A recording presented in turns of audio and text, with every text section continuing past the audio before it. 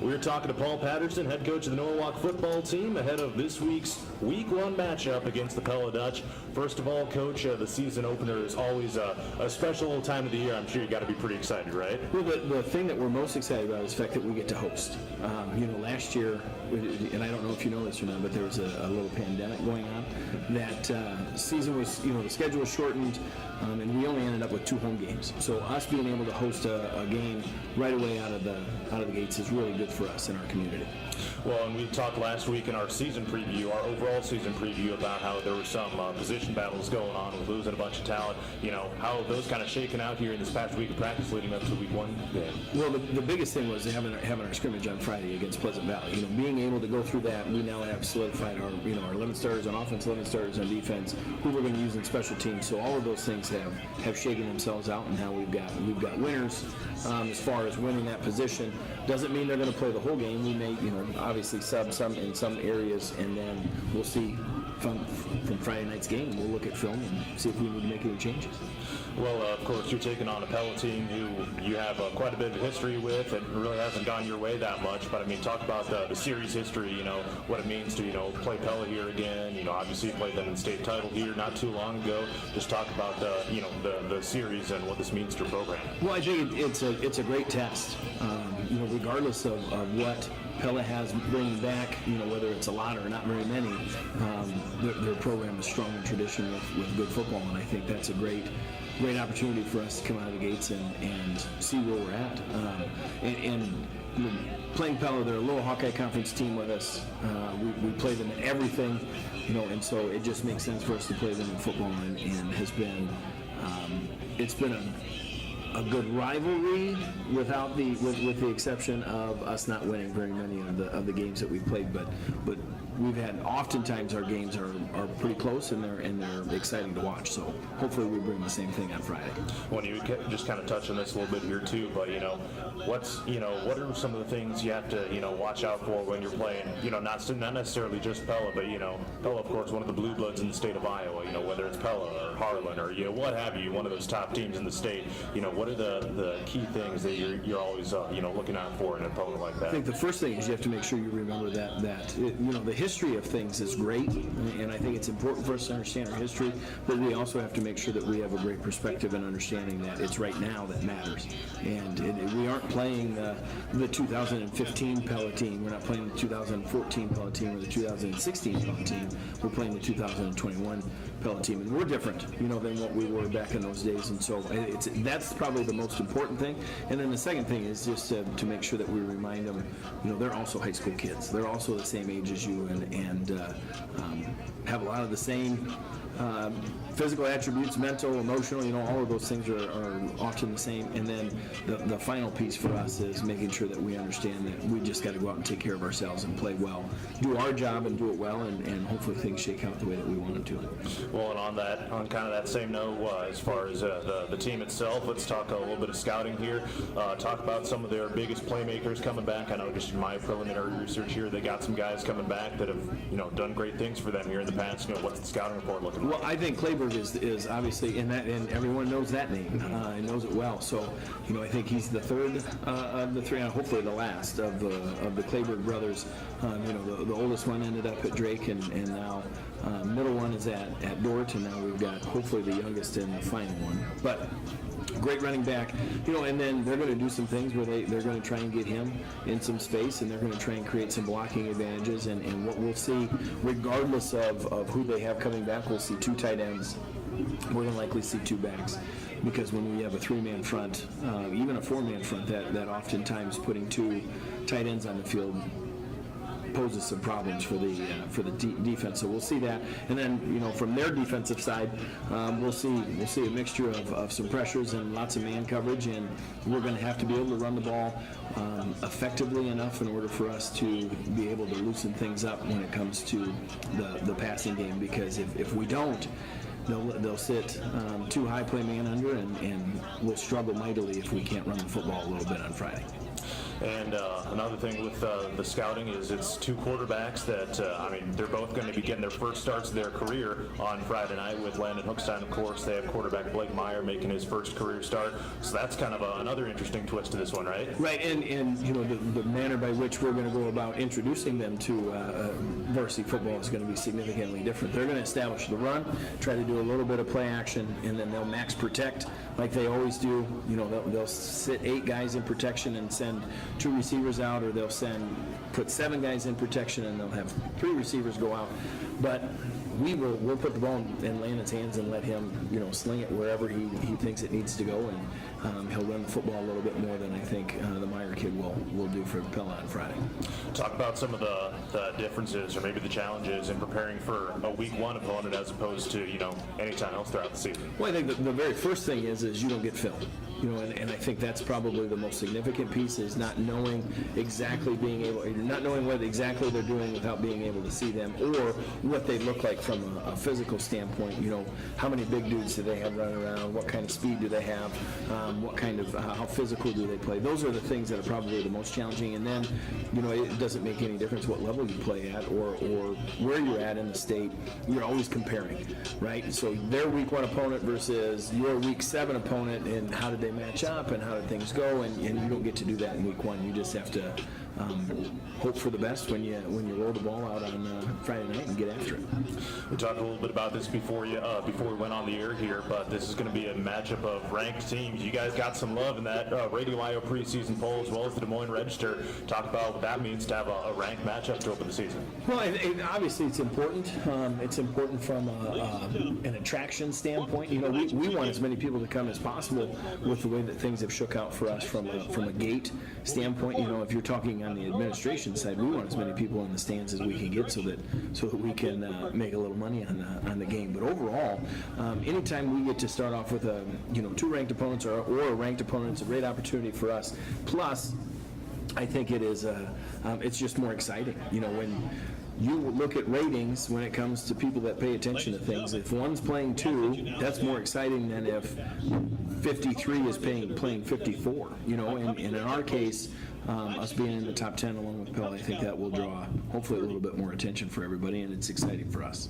All right. Well, I know we've kind of touched on this a little bit before, but I guess one more time before we wrap up, your ultimate keys to a victory here against Pella. Well, I think the first thing is that we've got to be ready to play. And thank goodness we were able to have a scrimmage on Friday, because I think that took care of a lot of the shock, and the awe and the excitement of for the first time stepping out on the field. And Pleasant Valley is going to be very good.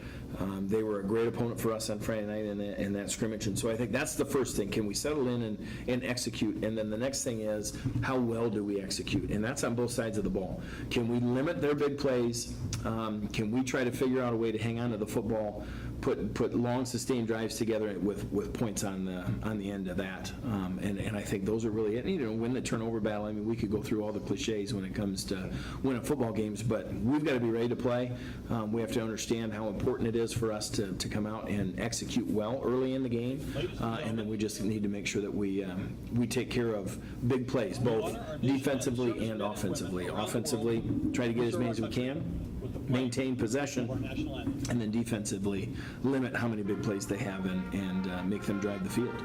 Anything else you want to share before we wrap up? No, we're as I shared with you last week, we're excited to be back to normal, as far as the way that we have to do our prep and all the little things that we do outside of football. And so we're excited to be back, and we're excited to host, and we're excited to see people in the stands here Friday night.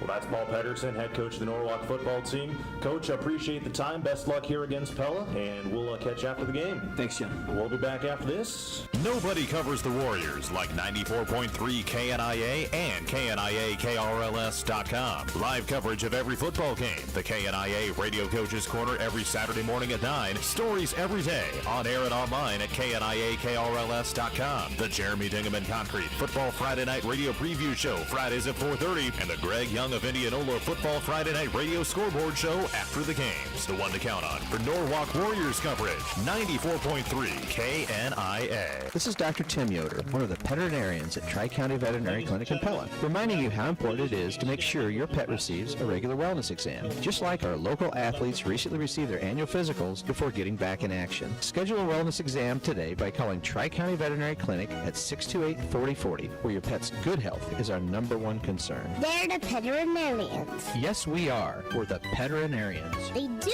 take care of pets because they love them. Go Little Dutch, go Eagles, and go Dutch. Now hiring helpful smiles at your Pella Hy-Vee. Looking for a part-time job? Please join our team. We have positions open in our meat department, kitchen, customer service.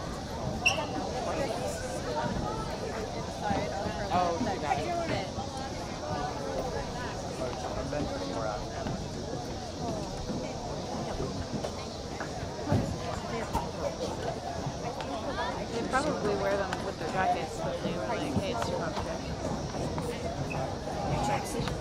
Thank you.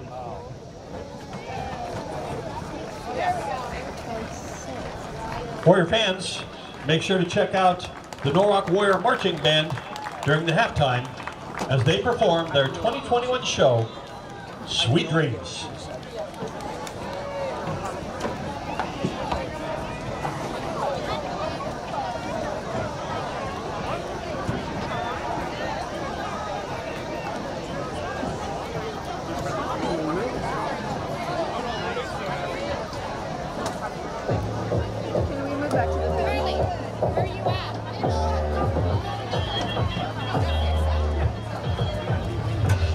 Rolling in the dollars, but you're too tame. I ain't for the south, but I appreciate the wood grain. Never calling me about the nuts, it's only two pain. I'm in the same building, but the flows and come change. I ain't for the money. I'm about to run in, I did it the same. It's not the price, ain't really about the news, always making that. Just about to travel when I pull up, man, you need a time. So you back into the game and understand the final down.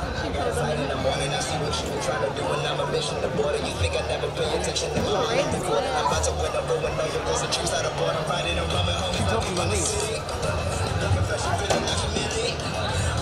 You could never hear me. We're the ones you're taking out.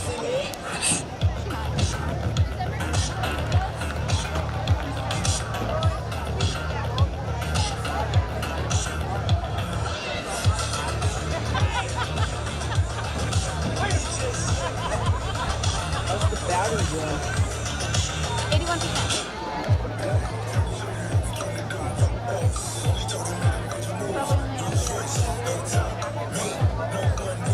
I want to try to not do it during halftime. If we have a bunch of shit that we need to do during halftime. Just be safe. We're not going to change it before halftime. Yeah, so during the break between first and second quarter, we're going to do a switcheroo. Well, they might want us to get this too. They can have the suckle.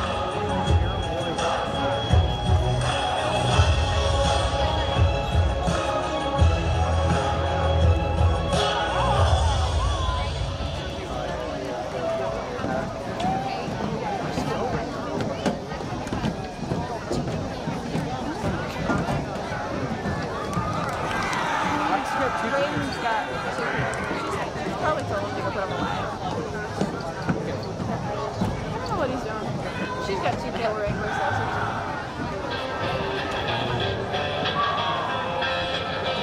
Are we still live? The communication is terrible. It's like the communication with Chance. Were you here during graduation? Nope. I was in Oklahoma. They had this one. He graduated from here. He was in Norwalk. Oh, yeah. It was so annoying. I was there. Oh, I know. He was annoying. Here we go. All right, take one. And when to say, camera one ready. Let's say take. So weird. I wonder who that was. I was with Brady and she got very mad. It's either Nick or Jack. Jack. Nick. Really? He's always been a good producer. Maybe he just turned into an asshole during college.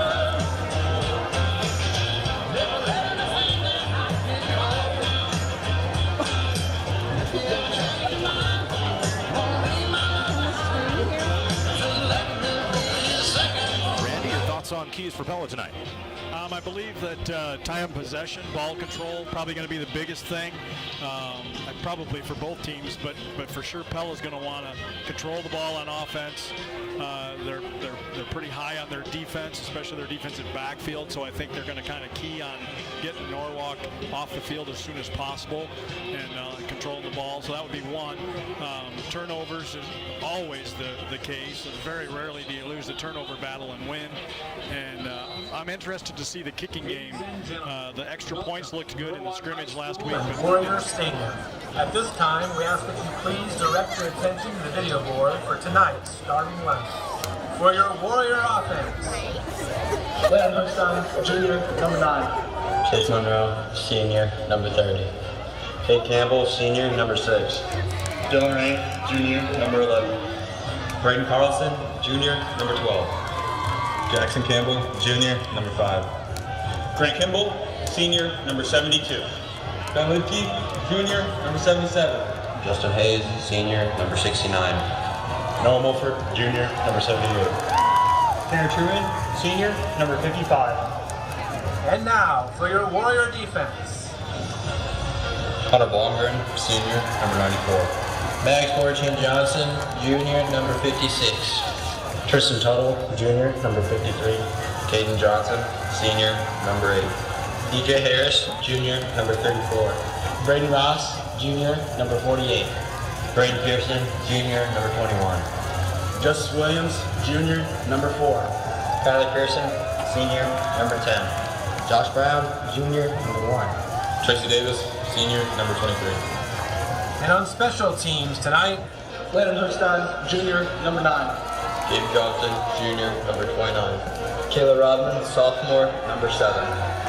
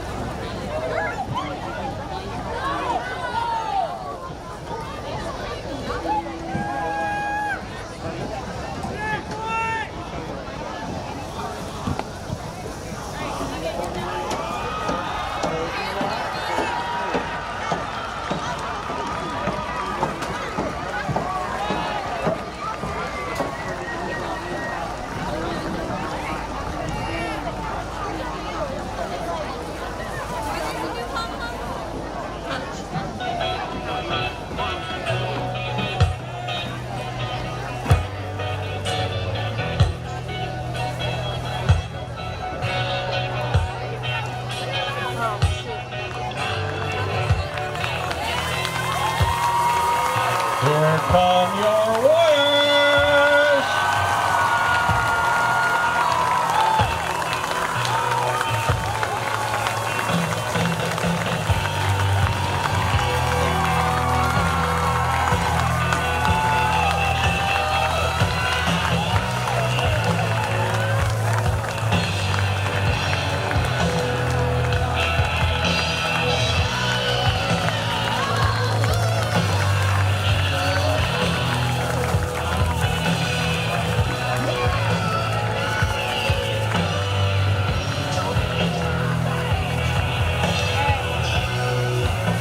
We're going back.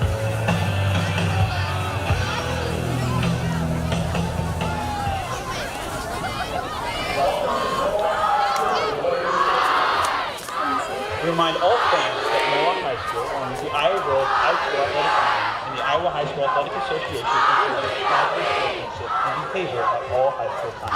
Please note no behavior Remember that what you do and say during the contest reflects on you, your team, school, and community. Enjoy tonight's game by displaying positive sportsmanship. Thank you, and we wish our visitors the best of luck.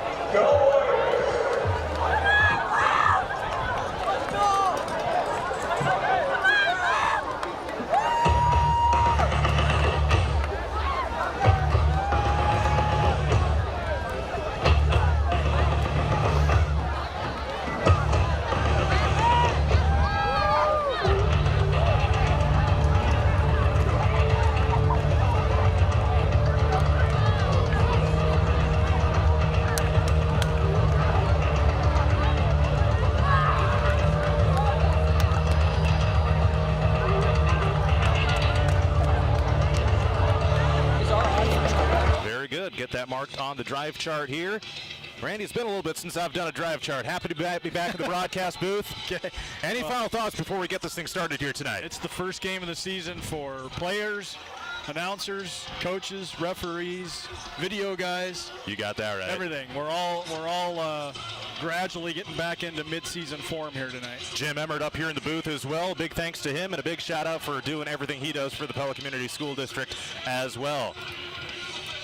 And those that are watching us on the Norwalk production feed, welcome, and hope you enjoy the broadcast tonight. Same for me. So, it'll be Norwalk receiving the opening kickoff as the teams are breaking their huddles. And man, just think of the nerves, you know, playing your first game of the year. Luckily, you have kind of a scrimmage last week to kind of ease that a little bit. But man, there's nothing like going out there first game of the year like that. Looks like Luke Hardman, the sophomore quarterback, the backup quarterback, will be doing the kicking off. He was one of two guys that did the extra points last week. So pretty good leg, especially for a sophomore. Yeah. Very good. Norwalk still has yet to get their return team out there, but the Dutch will be kicking it off from right to left as we see it, and from south to north here at the Norwalk High School football field, Minert Field at Warrior Stadium. Both teams have 11 guys, so that 12-man roster that you got. That's right, yeah. So far it's not coming into play. Well, that was the offensive unit that had the 12 on there. Oh, well. Yeah. Score more points that way. All right, here we go. It's Luke Hardman to kick it off from right to left as we see it. And back deep to return for the Warriors. Looks like number 30, Chase Monroe back there. Here's the whistle, the run-up, and the kickoff. The ball is in the air, and we are underway here from Norwalk High School. It's fielded back inside the 10-yard line. Running to the right is Monroe, tries to turn the corner just shy of the 15-yard line, and he is drug out of bounds right around that 16-yard line. And so the Norwalk Warriors will take it right there. 1st and 10, heading down to the south end on Minor Field here at Warrior Stadium. And just like that, the 2021 Iowa High School football season is underway. Landon Hookstein, the junior quarterback here for Norwalk, is going to get things started here under center in the shotgun, actually, as they will spot the ball at the 17-yard line as we get underway. Long field for Norwalk to drive here on their opening possession, Randy. And into the breeze, so we'll see how that, if that has any effect or not. In the shotgun, it's Landon Hookstein. Trips to the left. 3 receivers out to the far side, a single receiver to the near side, and Monroe, the running back. Now he splits out to the slot. Throw over the middle is incomplete, and they were looking for number 11, Dylan Rank, out there on the short curl route, and the incomplete pass brings up 2nd and 10 here from the 17-yard line, so no gain there. That certainly nullifies any rush, although I'm not sure how that's going to go tonight. Norwalk's offensive line with a lot of size. Not sure if Pella's going to get a rush in there or not. So 2nd down and 10, Norwalk from their own 17-yard line here, opening drive of the game. Just 10 seconds into it. Empty backfield here for Hookstein in the shotgun. 3 receivers to the far side, 2 to the near side, and Monroe goes in motion. It's a jet sweep handoff to him around the left side, tries to turn the corner, gets a 1st down and more across the 30-yard line, and out of bounds around the 33, and that's a 1st down for the Warriors. Chase Monroe on the jet sweep. Yeah, very nice play there. Pella was in a man-to-man, and the defensive back that was lined up on Monroe couldn't catch up to him on the other side of the field. So nice play by Norwalk. Give him 16 on that one. Yeah, that's right. 11:33 to go here in the first quarter. They spot the ball at the 34 as Norwalk picks up a 1st down here on the opening drive of the game. That's something that they struggled to do mightily last year. They couldn't sustain drives, and that ultimately lost them quite a few football games, going 2-6 last year. Man goes in motion across the formation. Hookstein back to pass over the middle. It is caught by Rank. Tries to break free from a tackle, and he's brought down just shy of the 50, about the 49-yard line. In there to make the stop for the Dutch was number 3, Trey Van Houen. And it's another chain mover for the Warriors, just shy of the 50.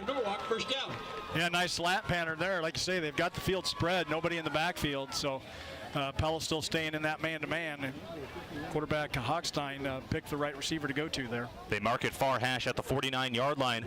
Warriors just barely in their own territory still. New receiver comes into the game. That's number 7, Kyler Rodman, as he's split out to the near side here for the Warriors. Movement up front, whistle, and a flag flies. Now the question is it against the offense or is it against the defense? As we'll have our first penalty call of the night. Offside, 57 defense. So the penalty goes against Pella, number 57, and they'll get C.J. Smith for the offsides. Yep, good hard count there by the Norwalk offense, and drew Pella offsides. Shorten up the down and distance, 1st and 5, as that marches Norwalk into Pella territory, out to the 46. Pistol formation here for the Warriors, trips to the near side, back to pass, Hookstein, and whistles right as the ball is snapped. Must have been a false start. Came in from the back judge. False start. So they go from 1st and 5 straight back to 1st and 10. A false start against Norwalk. Back across the 50. Norwalk to their own 49 now. And that's stuff that Norwalk can't do. I mean, you get the free 5 yards and right back to regular 1st and 10 then. Yeah. Those are tough. When you get a break, you need to take advantage. Early in the season, 10:25 to go here, first quarter. Still a few things to work out here early on. Probably be a fair amount of penalties tonight, I would think. And it is hot. Back to pass. Hookstein flushed out to a right. Is right now. He's taken off forward in the pocket. Breaks free from a sack. Ball is someone's helmet comes off and rolls on the midfield logo. And Hookstein somehow escapes from a sack and is able to get across the 50 and pick up a couple yards out of it. Yeah, he drug the D lineman about 3 or 4 yards. It looked like he was going to get sacked for a loss, but he kept going forward, got 2 yards out of the play. So yeah, it looked like he was going to get more. It only ends up being a gain of 2, and it brings up 2nd and 8 Norwalk. Now from the Pella 49-yard line, ball spotted on the far hash. Rodman checking back in for the Warriors. He's a receiver coming out to the far side of the field. Also in there is Braden Carlson wearing his older brother Ethan's former number 12. Trips to the near side, Chase Monroe, the running back in the game. And now they fake the handoff. It's a QB draw, fumble on the play, and a white jersey is on it. And they're going to call him down. Was he down? I think they're going to call him down. Well, all the white jerseys were celebrating. They wind the clock, and they just say that Norwalk recover it. So the Warriors end up coming up lucky on that one. Hookstein on the QB draw, fumbles it, but a black jersey pounces on it. Well, yeah, I'm not sure they did. I think Pella fell on it, but the center referee came in and pointed to the ground. Said he was down. Said his knee was down. It's 3rd and 8, no gain on the play. Warriors need to get it to the Pella 41-yard line. They're at the 49. Hookstein in the shotgun, takes a snap, dropping back, receivers going deep, got some time, runs forward, across the 50, stumbles at the 45, and will be just shy of the line to gain. It'll be about 4th and 2 or 3 for Norwalk, and now let's see what they dial up here. Not really in punting territory yet. You got to believe they'll go for it here on 4th and short. I would go for it, but I'm up here in the booth. I'm not coaching, so yeah, it's 4th and a short 2, long 1, about 1.5 yards, 1 3/4 maybe to the So they spot the ball right between the 42 and the 43-yard line. I think we're going to call a timeout and think about it. Clock ticking, 8:15 to go, play clock down to 10. And no hurry from either side here, and I think you're right, Randy. We're going to have a timeout as the play clock down to 2 and 1. And then we do have a whistle and a timeout called. Timeout Warriors. And that is a Vision for Less timeout. Improving play here already. Go ahead. Improving lives by helping people see better. If poor visibility is causing you to miss things, take a timeout and visit Vision for Less in Pella and get back in the game.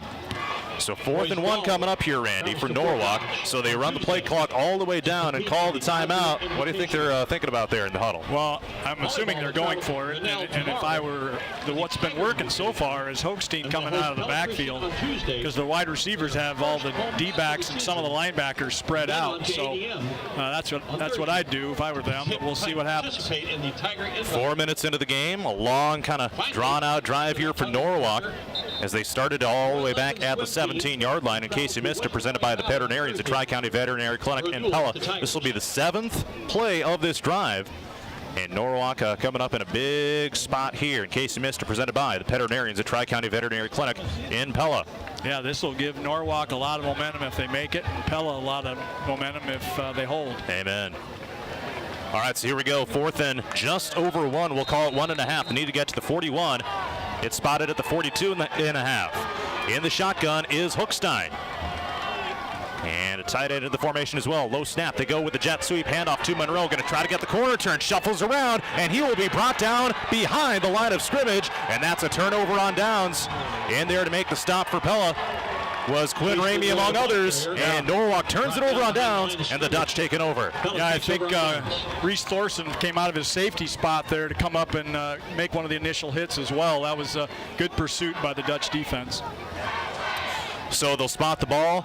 Pella in their own territory at the 42-yard line. Who carried that? Sorry, I missed that. That was Chase Monroe on the jet sweep. Okay. 7:56 to go here in the first quarter. Scoreless tie, Pella and Norwalk. And out there for his first varsity start, Blake Meyer in the I formation. It's a pitch. Ball is dropped on the ground, and Norwalk recovers it. Pella botches their first offensive snap of the season. Luke Hardman gets the pitch and fumbles it. And the Warriors take over on the play. Braden Pearson on the recovery. Braden Pearson is the one coming in to pounce on that one for the Warriors. And the first turnover of the season for Pella gives Norwalk the ball straight back one play later, Andy.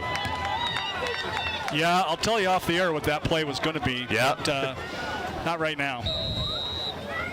So Norwalk gets a big break after the Pella fumble on their first offensive snap of the season. 7:51 to go here in the first quarter, and Norwalk with the ball at the Pella 34-yard line. Hookstein takes the shotgun snap, got some time in the pocket, great protection, fires it down the near side of the field. It is in and out of the hands of the intended receiver, Rank. It was bobbled at around the 10-yard line, and good defense there by the Pella secondary. Yeah, Thorson came in and broke that play up. I think it would have been a completed pass otherwise. Second down and 10 yards to go. And let's take a look at a Windjam Law Firm Instant Radio update. It's Pella Christian on top of Des Moines Christian, 10-0, 3:19 to go in the first. Second down and 10 Norwalk here after the incomplete pass. And they break the huddle. Sun is starting to sink down here, getting darker as we speak. And everyone here is thankful for it, cooling down. A warm, sticky night here in Warren County. Jet sweep handoff to Chase Monroe around the right side. Turns the corner at the 35. Jukes around a man at the 30. And brought down along the sideline. And a gain of about 4 or 5 yards on the play. It'll bring up third and medium. They'll call it 3rd and 6 as they spot it right on the near hash at the 30-yard line. Probably 4-down territory again. Too long for a field goal, especially into the wind, I would assume. I would have to imagine, yeah. Unless you've got an NFL kicker on the squad. I don't think either team does. Don't believe so. You never know, though. You never know. Gabe Johnson would be the kicker for Norwalk in his second year of doing so. Okay. 3rd down 6 for Norwalk. They need to get it to the Pella 24-yard line to convert. They're at the 30. Hookstein dropping back to pass. Quick throw near side. It is caught along the sideline by Dylan Rank, and he's pushed out of bounds on the play by Caden Tompkins and a first down. Trey Van Howen, and a first down Norwalk. Inside the Raceway Tire and Exhaust red zone. Who caught that? That was Dylan Rank on the catch on the near sideline. As Norwalk moves inside the Raceway Tire and Exhaust red zone to the 19. 7.5 to go here, quarter number 1, and the Warriors on a drive now. Remember to update my drive chart here. First game of the year, first quarter of the year. So empty backfield, Chase Monroe, the running back. They'll give it. No, they fake the handoff. Hookstein keeps it straight up the middle. They fake the jet sweep handoff, maybe a yard or two on the play, but a solid pop on the defensive line for Pella. They'll give him a gain of 1 and 2nd and 9. Ball spotted at the 18. Yeah, well played there by the defensive front for Pella. Looked like maybe there might have been some room on the jet sweep, but folks team decided to keep it, got a yard. They're getting closer and closer to field goal range just in case they decide to do that if the opportunity arises. Again, it still would be into the wind. We'll see what they elect to do there. First quarter, clock ticking now, under 7 minutes to go. Play clock's getting down. 6 to snap it. And Hookstein's looking straight into that play clock. Down to 3, down to 2. And now Coach Patterson comes in and signals timeout. So 2 timeouts now for Norwalk. In the first half of the first quarter, they used 2 of their 3 timeouts in the of the half.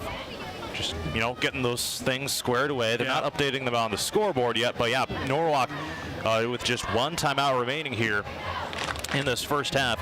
Got to think they'll be a little more conservative with those in the second half. In the second half, for sure, yeah. So we will keep it right here. 6:44 to go in the first quarter. And let's take a look at a Dingaman Concrete game reset. The Warriors got the ball, drove it down to the 43-yard line in Pella territory before they turned it over on downs. Then an attempted pitch to Pella's Luke Hardman, trying to just get it to him on a halfback sweep. He can't handle the pitch. He fumbles it, and Norwalk recovers it. So Pella does that on their first snap offensively of the season, and now Norwalk has it back down inside the Raceway Tire and Exhaust red zone at the 18. That's Dingaman Concrete game reset. Timeout is over with. Warriors with 1 remaining here in the first half. Trips to the far side of the field, as well as Chase Monroe to Hookstein's left. Hookstein rolling to his left, fires it toward the corner of the end zone. It is hauled in along the far side of the field. Will they give him the catch? Yes, they will, I believe. Yep, chains are moving down inside the 5-yard line, and a 1st and goal coming up for the Warriors. Carlson is complete. And that's Braden Carlson snagging that one on the sideline, and perfect execution to kind of tiptoe that one along that white chalk. It's a good throw and an even better catch. You're right. They mark him down all the way at the 2-yard line. Warriors are on the doorstep. 6:35 to go here, first quarter, scoreless tie, Norwalk and Pella. Let's see if Pella brings some big hefties in there. Norwalk still going with that spread out formation, 2 receivers to either side. And Monroe, the running back, to Hookstein's left.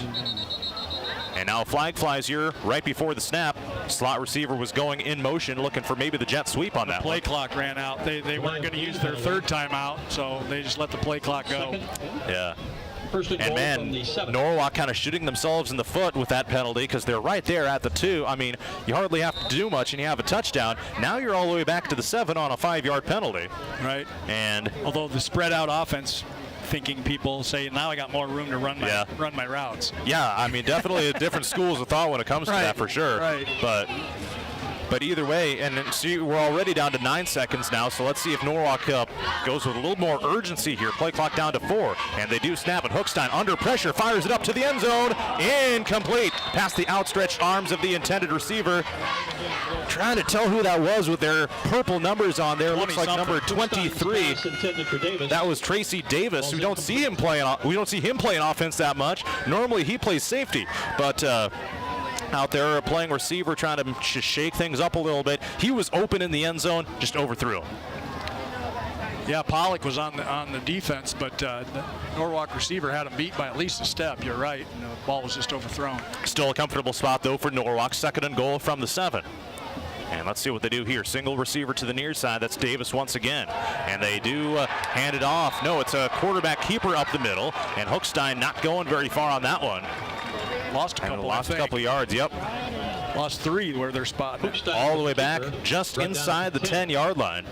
Lots of fake handoffs there, and they did not fake out the defense, though. Yeah, I'm not sure. I think that was a linebacker that came through on that one. Norwalk had 1st and goal at the 2. And with the penalty and the loss of yardage, they now have 3rd and goal at the 10. That was Hugan, the sophomore, that came in and made that tackle, playing linebacker for the Dutch right now. We're halfway through the first quarter, and Norwalk with a big play coming up here. 3rd and goal from the 10. Hookstein in the shotgun. Sets his feet, fires it to the end zone, looking for Davis, and he hauls it in for the touchdown. Steps down on those 2 feet, and Tracy Davis gets the scoring underway for the season. It's 6-0 Warriors. Same play as the last one, and it was overthrown. Exact same play, and better result that time. Straight up the middle on that one, and the Warriors go on top, 6-0. Tapping those toes down in there, Tracy Davis, and a little bit of a surprise there with the normal cornerback Davis playing a wide receiver position. So out to attempt the extra point is Gabe Johnson. Here's the snap. Spot is down. Kick is up, and it is good. And with 5:41 to go here in the first quarter, our score, Norwalk 7, Pella nothing. Back after this inside the Pella Real Estate Services radio broadcast booth. Your score. Do you have a hunger for a clean car and great food? Boy, do I have a deal for you. This is John Hill at Let It Shine Detailing, and if you schedule any ceramic coating between now and August 31st, you'll receive a $25 gift card to either the Butcher's Brew House or Infeld Meat Market. A single application of Duraslick or Flight Shield ceramic coating is the best option to protect your vehicles for years of durability and only available at Let It Shine Detailing. Remember, if it rolls, floats, or flies, I'm your guy at Let It Shine Detailing, located in the alley at 313 Franklin Street in Pella. Pella Engraving and Sign Company has a reputation of quality and excellence for providing indoor and outdoor signs in a variety of materials, including metal, plastic, and acrylic. We also produce banners for businesses and events, as well as car wraps to stand out and bring your promotional needs to life. We will work with any budget by offering a variety of price points and material options to bring you the best value. And Pella Engraving and Sign prides ourselves on meeting exacting standards and quick turnaround times. Learn more at PellaEngraving.com.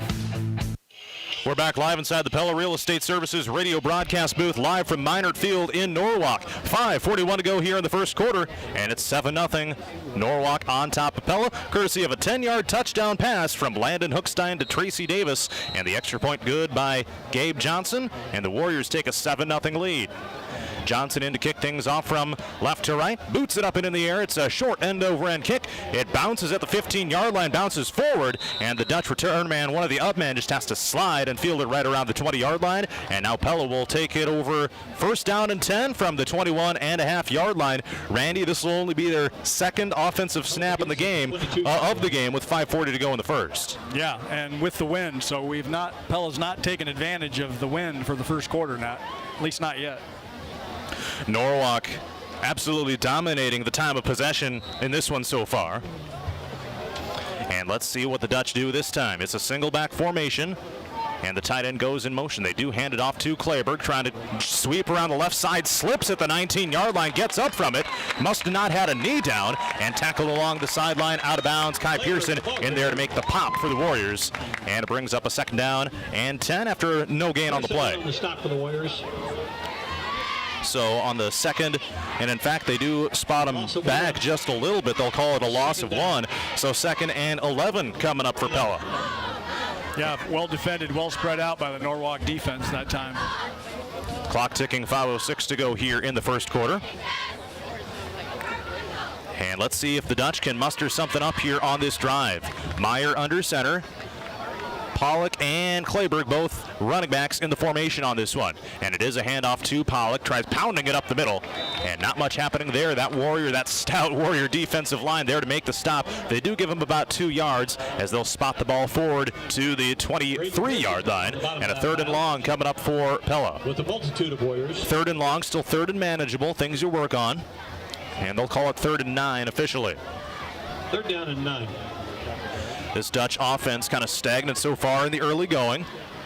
They just need to have a few sustained plays and get into a rhythm here in their first game of the season. Yeah, I'd assume this is going to be a pass play. It's 3rd and 9. Meyer lines up under center. Wide receivers are both right. And they do fake the handoff. Rolling right is Meyer. Flings it down the far side of the field. Incomplete.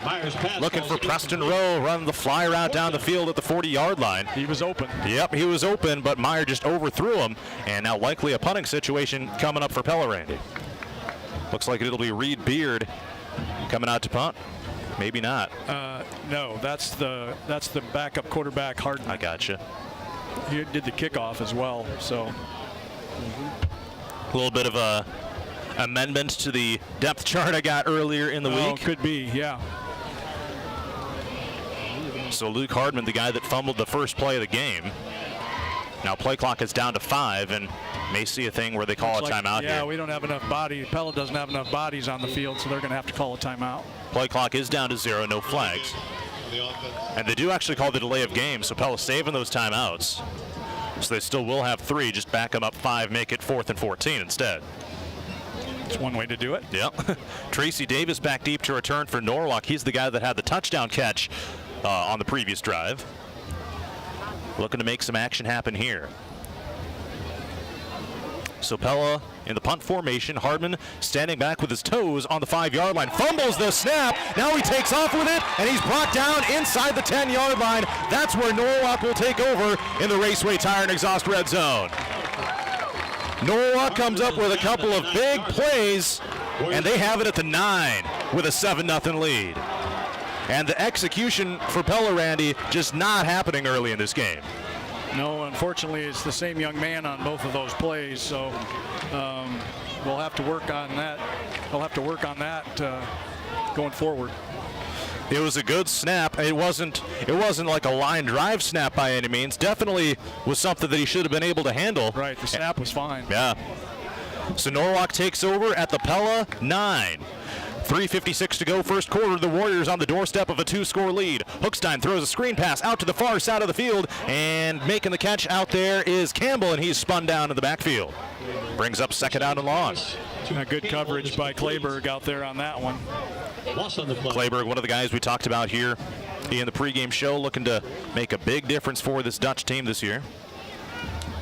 Randy, something we haven't mentioned yet. Pella's just going to be known as the Dutch from this point forward. No Little Dutch, no Lady Dutch. They're just going to be the Dutch. There you go. So, good change there. 2nd down and goal from the 11 for Norwalk here.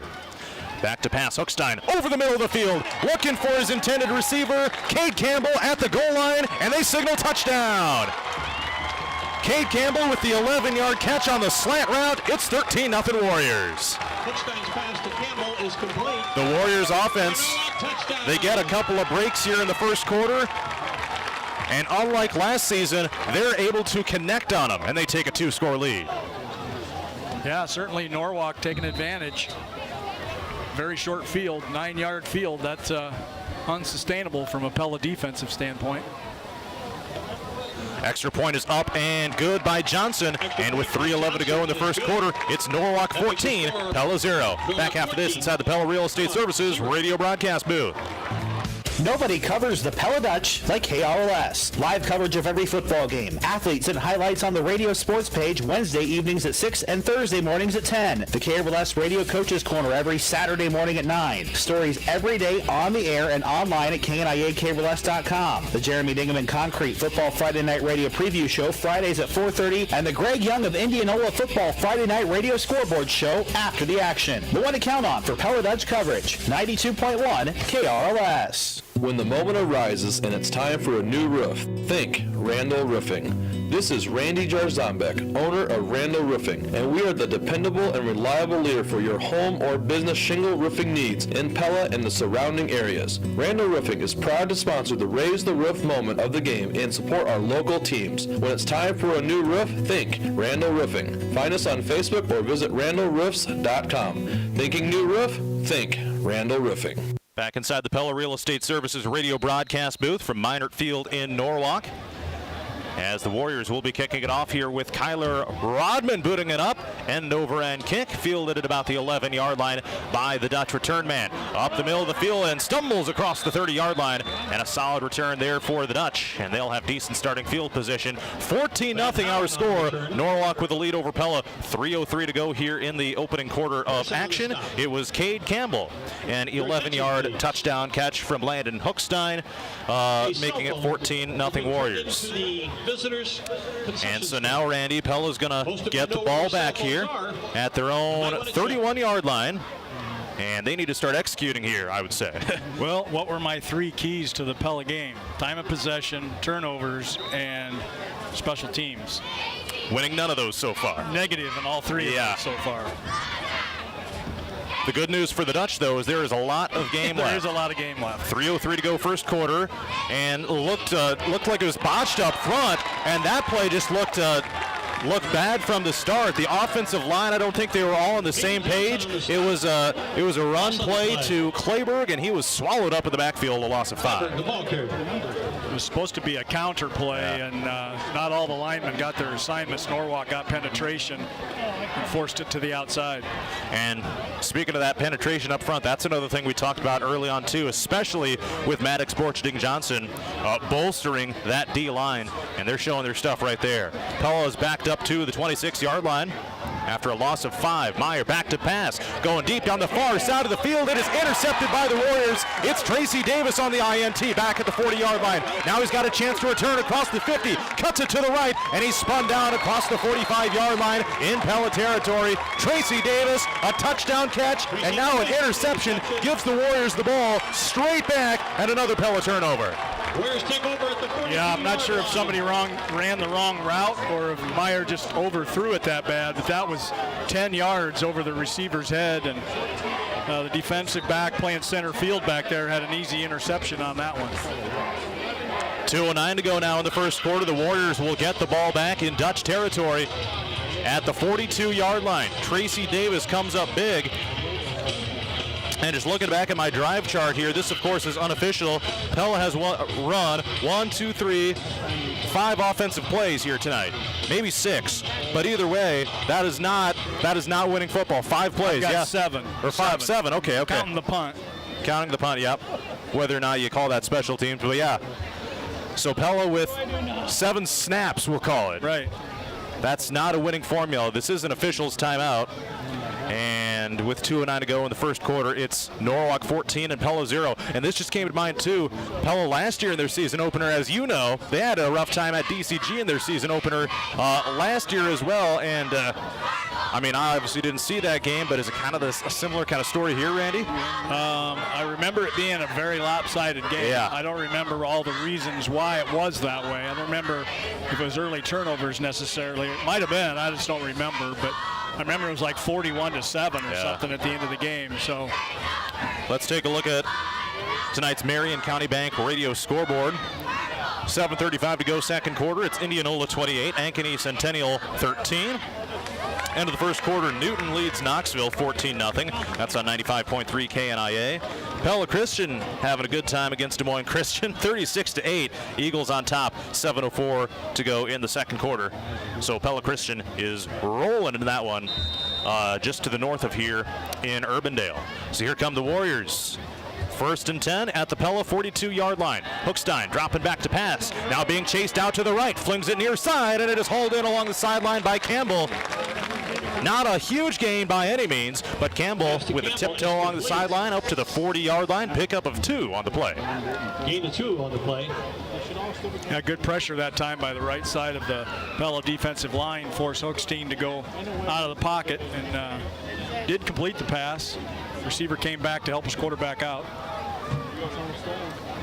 2nd and 8. 2 minutes to go here in the first quarter. 14-0 Norwalk on top of Pella. Now Campbell goes in motion to the left. Now back to the right. Now back to the left. And now a swing pass out to the far side, bobbled by Campbell, nearly intercepted on the dive by the Dutches, by Pella's Trey Van Houen. And that was almost disaster for the Warriors, almost exactly what Pella needed, but Van Houen couldn't quite hang on to it, and it's 3rd down and 8. It was almost an interception, you're right. It was almost a lateral as well. That pass wasn't all that far upfield, but I think it was forward. $1:49 to go in the first quarter, and Norwalk faces 3rd and 8. I would assume this would be a punting situation if they have 4th and long, just because Pella offense hasn't proven they can do anything yet. 3 receivers to the far side, a single receiver to the near side. Hookstein dropping back, got some time, now fires it deep, down the middle of the field, looking for Rodman, incomplete at the goal line. And great defensive coverage down there by Pella's C.J. Shetterly, and it brings up a 4th down and 8.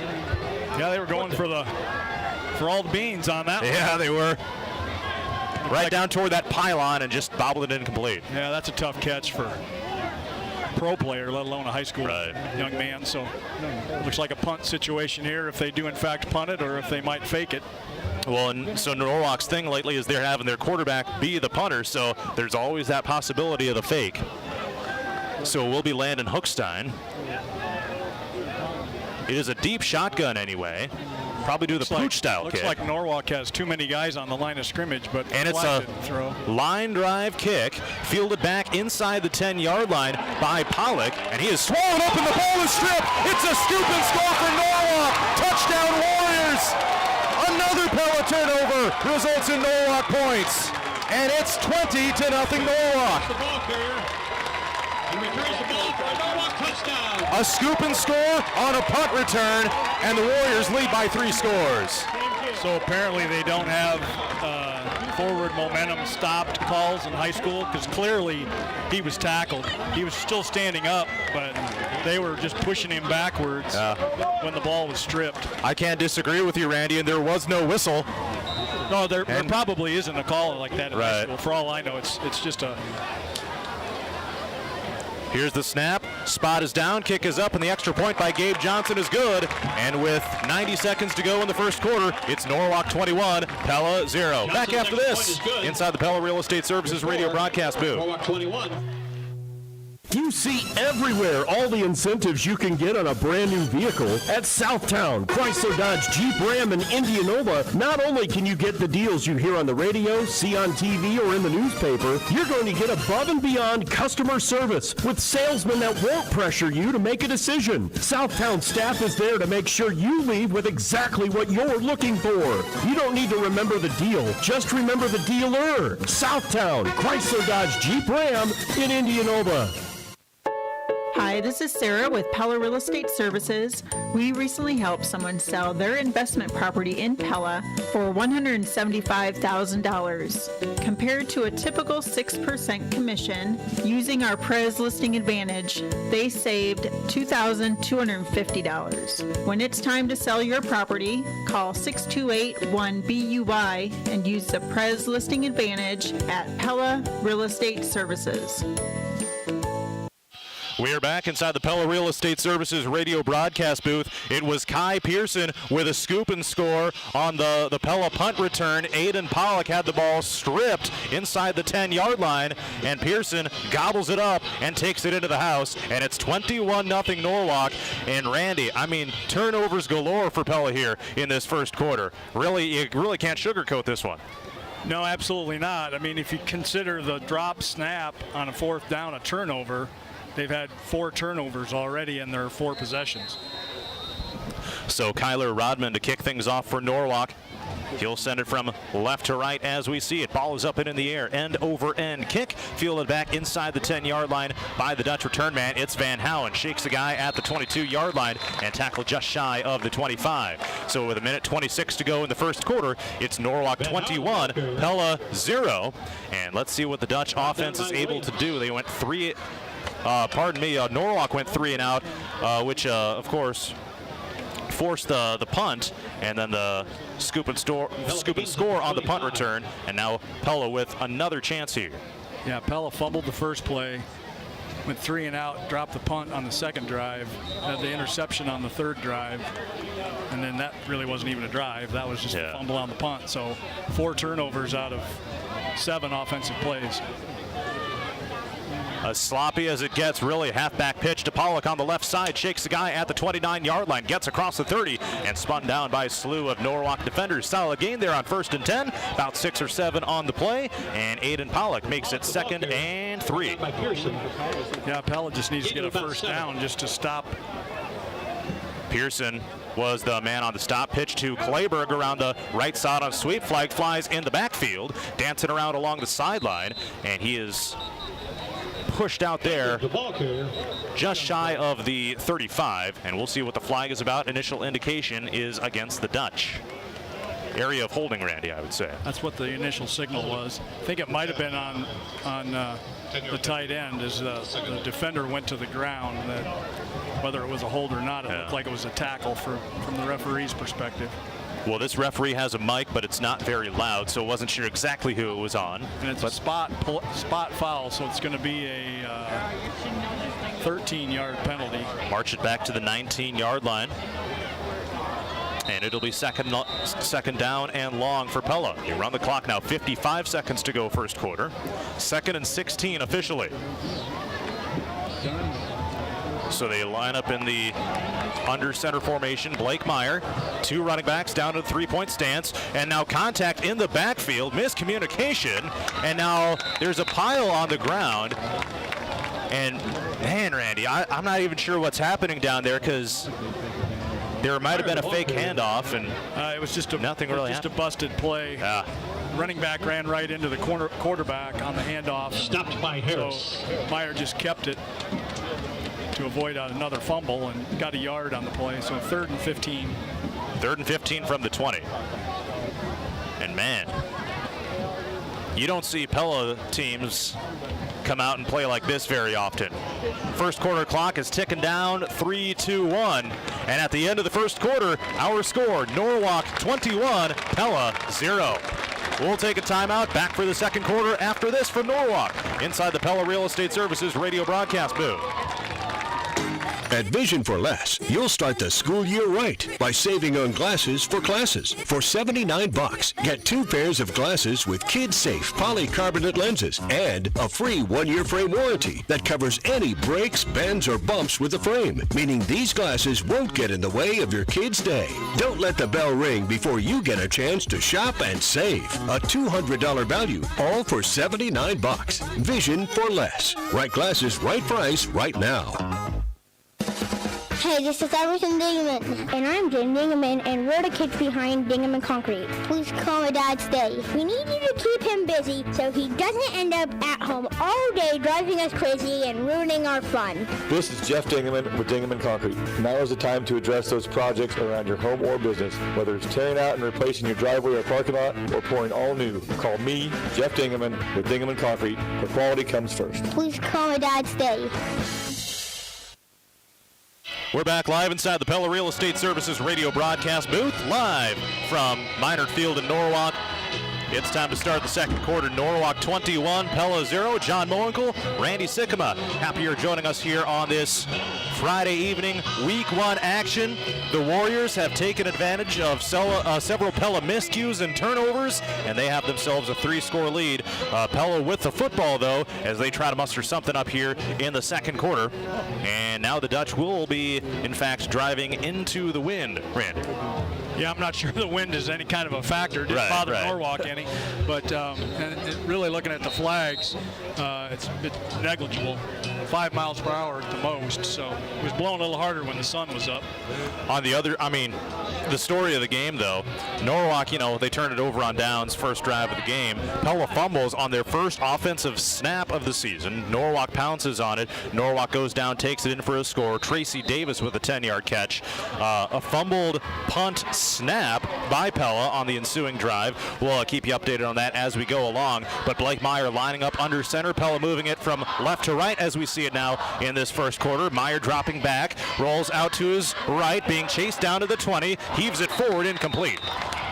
Looking for Reese Thorson on the crossing pattern at about the 35-yard line, and it brings up a 4th down and 15. Yeah, that was well underthrown on that one. He was forced out of the pocket. Did a nice job of getting away from the pressure, but and the receivers came over to this side, the short side of the field. I think Thorson actually was maybe open, but it was well underthrown.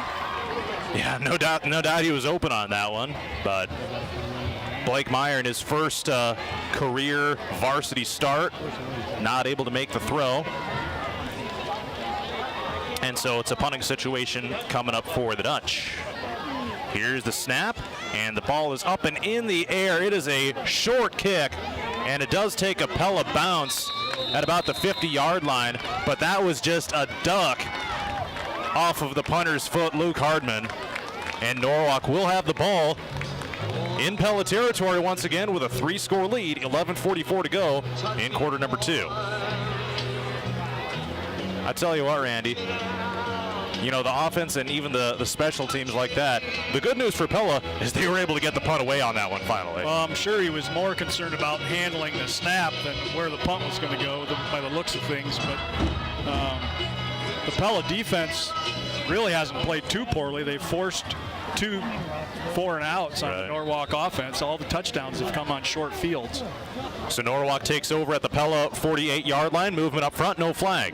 A swing pass out to the far side, leaping and making the catch is Cade Campbell at the 49-yard line. He's able to squirm forward and reaches out, and the ball will be spotted at about the 45. So a gain of about 2 yards on that one. They spot it at the 46. Reception, gain of 2.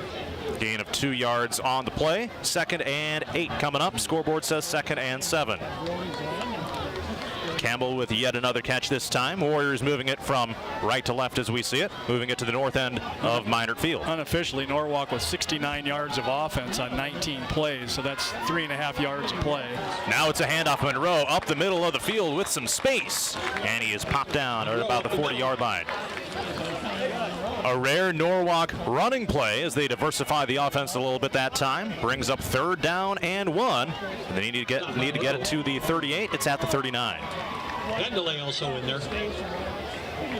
That was one of the things that Norwalk, like you heard Coach Patterson in his pregame interview, wanting to do, diversify the offense. They couldn't run the ball at all last year. Didn't have too much trouble there. 3rd and 1. Empty backfield. Hookstein back to pass. Under pressure. Airs it out. Far sideline. It is incomplete, and a flag flies. Trey Van Howen down there on the coverage.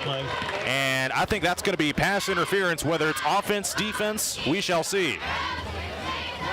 But it was Van Howen in there to deflect the pass, as that was a deep ball on a flyer out down the sideline. And the initial indication, Norwalk is marching back. Going to be offensive pass interference, it appears. Wow. Pass interference. I didn't expect that exactly. It looked like there was some holding going on over here on the D end on our side of the field here that wasn't called, but So offensive pass interference against Dylan Rank, the intended receiver. Wow. So Randy, instead of declining the penalty and making it 4th down and 1, they'll make it a 3rd and about 15 here. As we got the lights coming off here in the press box. 10:28 to go here in the second quarter. And Norwalk with a 3rd and 15 as Pella accepts the penalty. Movement up front, and a flag flies. Dead ball. Offside. So they will call offside against Pella. So 3rd and 15, turns into 3rd and 10. Maybe 3rd and 11. A few too many penalties here in the first game, but almost to be expected. But that's the second time Pella's been drawn off on a hard count. So 3rd and 11, Norwalk needs to get it to the 38-yard line. They're at the 49 in Pella territory. Hookstein dropping back to pass. Under pressure again. Tries to escape forward, and he is sacked at the 50-yard line. Loss of about 1 on that play. In there to make the sack defensively, Luke Fairchild, the linebacker, rolling in there for the Dutch. And it's 4th down and 12 coming up. So either way, Randy, accepting the penalty and playing 3rd down again rather than making it 4th down proves to be a good move for Pella defensively. Yeah, when it was 15 yards like that, yeah. that's a big chunk. So Pella made the right choice. Norwalk in the punt formation, right on the midfield stripe. See if they punt. Well, they had luck when they punted last time. Right. They had a touchdown out of it. Hookstein is the punter. Pollock back to return. He boots it up. It's a shallow kick. Bounces right ahead of the goal line and into the end zone. And the referee waves his arm for the touchback. Delivery.com is the restaurant delivery service in Pella with great local restaurants like George's, Cantoritos, Yamato, Liberty Street Kitchen, Windmill Cafe, and more. And you can have fresh food delivered right to your home or business for lunch or dinner, just like J.C. Vandermeiden recently did. She is tonight's fan of the game and has won a $10 gift certificate towards her next order. Try Delivery.com this week and then listen to next week's broadcast to see if you're a fan of the game, presented by Delivery.com. 9:38 to go in the second quarter. Norwalk with a 21-0 lead over Pella as the Warriors punt it away, and the Dutch will take over at their own 20-yard line. So 2 straight drives here for either team have resulted in punts, and the Dutch take it over with 80 yards to go for their first score of the game. Under center is Meyer, I formation, dropping straight back to pass, under pressure, and he gets it off, and it is caught on the near side by the receiver on the flat route. Aiden Pollock running across the field left to right.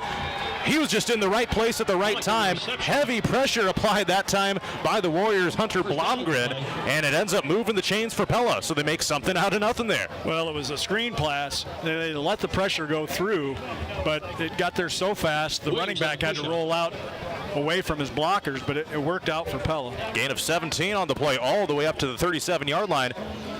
And the Dutch showing some signs of life for the first time tonight. 2 receivers out to the far side of the field. Caleb Briggs is split out wide. Under center, Meyer, and it's a handoff on a fullback dive straight up the middle. And not much happening here, brings up 2nd and 10. And it was Clayburgh running into that time for the Dutch. And the line of scrimmage stays the same at the 37. That's supposed to be a counter play, but Norwalk busted that up. Their defensive line got in where they weren't supposed to be on that play and made a nice tackle. That's the second time tonight that's happened. That's just one of the things of having such an elite defensive line like Norwalk has. You can blow up plays before they even start. Yep. 2nd and 10 for the Dutch. They need to get it out to the 47-yard line in their own territory. Split backs here for the Dutch, and now a quick pass on a slant route, incomplete. Looking for Reese Thorson on the slant on the left side of the field, in and out of his hands, and it's 3rd and 10. Pass ball's incomplete. That was a laser pass that time by Meyer. Just quick take that snap and heave it right away, but it's incomplete. Williams there defensively. Yeah, there was 2 defenders on Thorson that time. That wouldn't have gained much yards. So brings up 3rd and 10. As Justice Williams, defensive back, in there for the coverage on the Warriors. 8:42 to go here, second quarter. Norwalk 21, Pella 0. Take a look at the Marion County Bank radio scoreboard after this down. Split out to the far side is Reese Thorson, and a flag flies. Right at the snap, it came from the back judge. And delay of game against the Dutch as that play clock was winding down. Another miscue, Randy, and it's 3rd and 15. Yeah, that's the second delay call, and 2 jumping off on the hard count on defense. Yeah. And then the one, was it holding or whatever? Holding. Yeah. That was the 13-yarder. You know, week 1, kinks to work out for sure, but, you know, nothing like this. At least not you wouldn't expect it anyway. Meyer lines up under center with a split back formation, dropping straight back under pressure. Blomgren trying to chase him down the D end, and now Meyer pump fakes, and he's brought down to the 35-yard line, and it will be a gain of about 2 yards, but he was swallowed up. Hunter Blomgren, among others, in there on the tackle for Norwalk, and another Dutch punting situation coming up. Kai Pearson as well in there on the tackle, and it's 4th and 13, a gain of 2.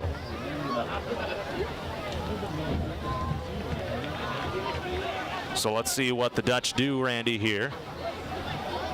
Definitely punting territory, but I mean, at some point or another here, the deficit is going to get too big to justify punting. You know what I'm saying? Like, at some point, you're just going to have to go for it. Get some points on the board. And here's the kick. They do get it away off the right foot of Hardman.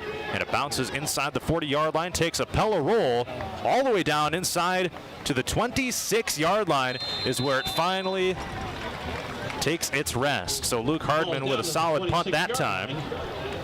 Much different story than the previous punts that we've seen tonight. Either way, though, Norwalk will take over at their own 26-yard line. 3 straight possessions in this game now have resulted in punts, and the Warriors take over at their own 26 with 7:44 to go in the second quarter. And now let's take a look at the Marion County Bank radio scoreboard while we have a quick moment here. Just before halftime, it's Pella Christian 49. Des Moines Christian 8. Absolutely no problems for the Eagles tonight. No problem for the red-hot Newton Cardinals. 29-0. They lead Knoxville. 5 minutes to go in the first quarter. Hookstein in the shotgun here. Sends his running back behind him. And now he hands it off to, they fake the handoff to Monroe. And absolutely nothing happening on that one for the Warriors as Hookstein is gobbled up in the backfield.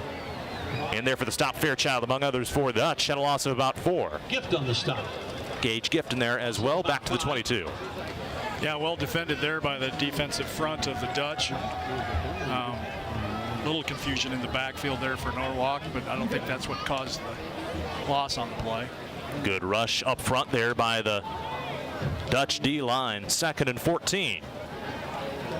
2 receivers to the far side, 2 to the near side. And whistles and a timeout called by the Dutch. Didn't like what they were seeing on Norwalk's offense, and that will be their first timeout of the half. They only had 10 guys out there.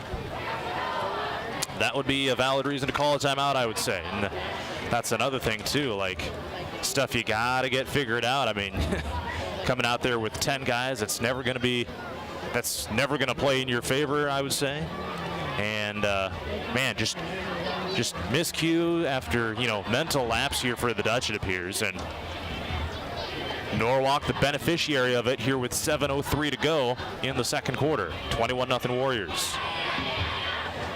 A couple more instant radio updates, which tonight are brought to you by Windjam Law Firm. Indianola on top of Ankeny Centennial, 28-13 at the half.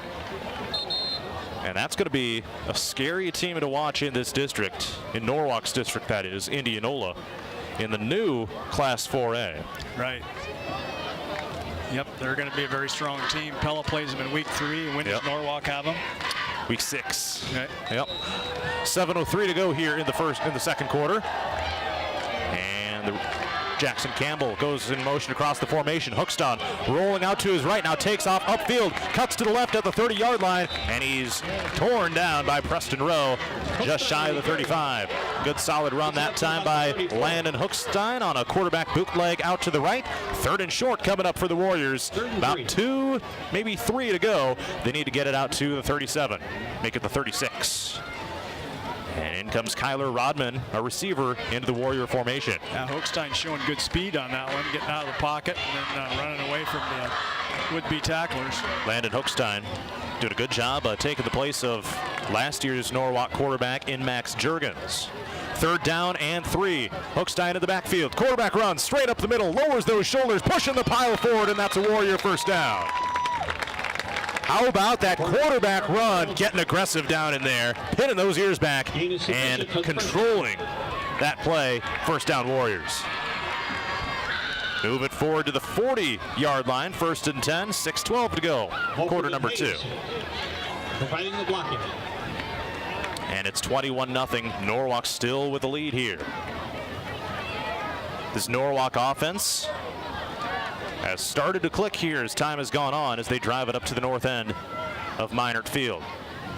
Timeout called for. That's a vision for less timeout called by the Warriors here with 5:49 to go in the second quarter, and that's their final timeout of the half. 21-0, Norwalk with the lead. Looks like we do have another instant radio update coming in here. Davis County 6, PCM 0. 7:49 left in the second quarter. So PCM having themselves a little bit of a slow start to their season opener as well. One of the teams to watch, of course, in our area and in Class 2A overall as they look to get back to the Unidome. In case you missed it, presented by the veterinarians at Tri-County Veterinary Clinic in Pella.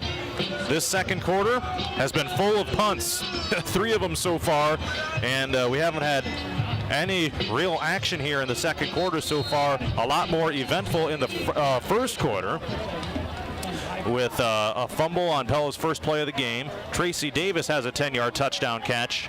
Kate Campbell an 11-yard touchdown reception, and Kai Pearson with about a 10-yard scoop and score on a Pella punt. And that's how we have our 21-0 Norwalk lead. That's in case you missed it. Presented by the veterinarians at Tri-County Veterinary Clinic in Pella. 1st and 10 Norwalk at the 40-yard line. Dropping back now, heaving it deep. Hookstein down the near side of the field looking for Rank. It's incomplete. 2 defensive backs down there in coverage for Pella, as it was Briggs in there as well as Hookstein's pass intended for Rank.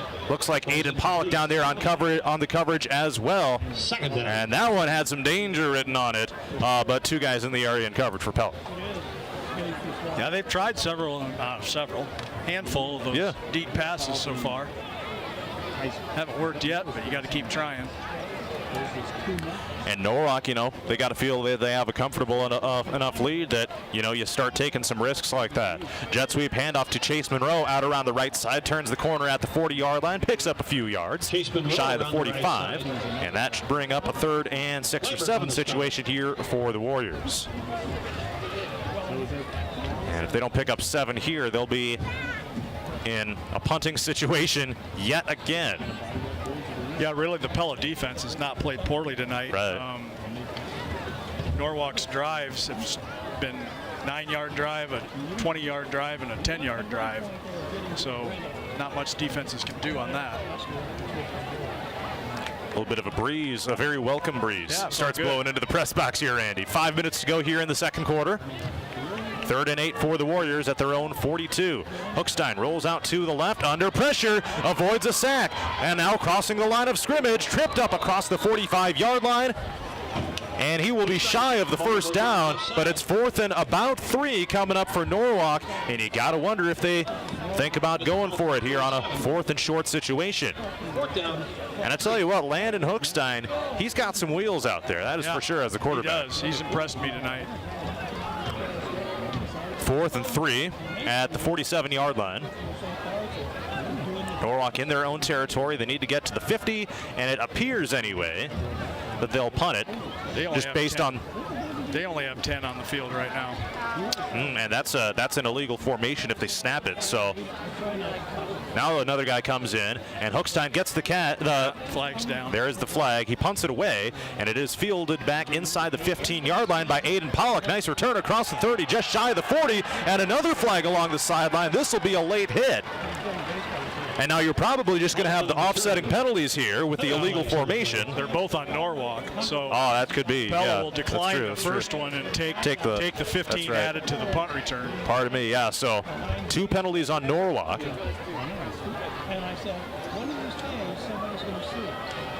So Pella should have the ball around the 50-yard line, I would think. And officials over on the Pella sideline talking to the coaching staff, just figuring out what they're going to do here, and we'll get the call from the referee. We had 2 fouls by the kicking team.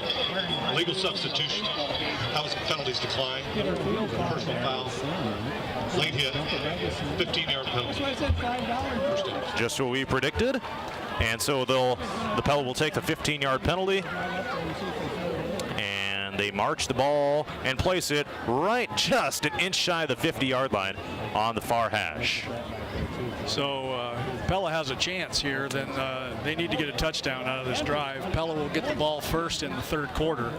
So touchdown here and a touchdown to start the 3rd quarter would change this game quite a bit. 3:56 to go, second quarter. Norwalk 21, Pella 0. The Dutch have it right at the 50. So favorable starting field position here. Ball spotted on the far hash.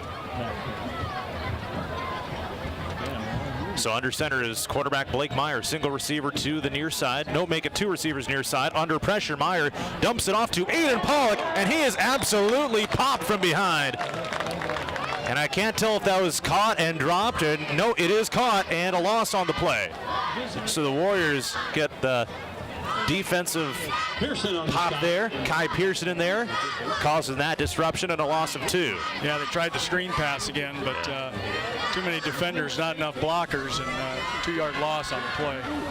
And Aiden Pollock took an absolute shot from behind. Split back formation as well. Looks like Norwalk bringing pressure. Another handoff up the middle. Quarterback keeper. It's Meyer this time. Shakes a defender. And he somersaults over the 45-yard line to about the 43. And third and manageable coming up now, Randy. Meyer, the ball. Yeah, nice run by Meyer that time. Decided to keep the handoff instead of the handoff to the running back, and the defense went fake. 3rd and 3. Almost have to be 4-down territory here for the Dutch. Dutch defense hasn't given up a long drive yet to Norwalk, so I think they'd be going for it if they don't make it here. From their own 48 to the opponent 43. 3rd and 3 for the Dutch. Handoff up. No, it is another quarterback keeper. Meyer in some space across the 30. Inside the 20 to the 15 to the 10, and brought down at the 5-yard line. Pella is finally in the Raceway Tire and Exhaust red zone.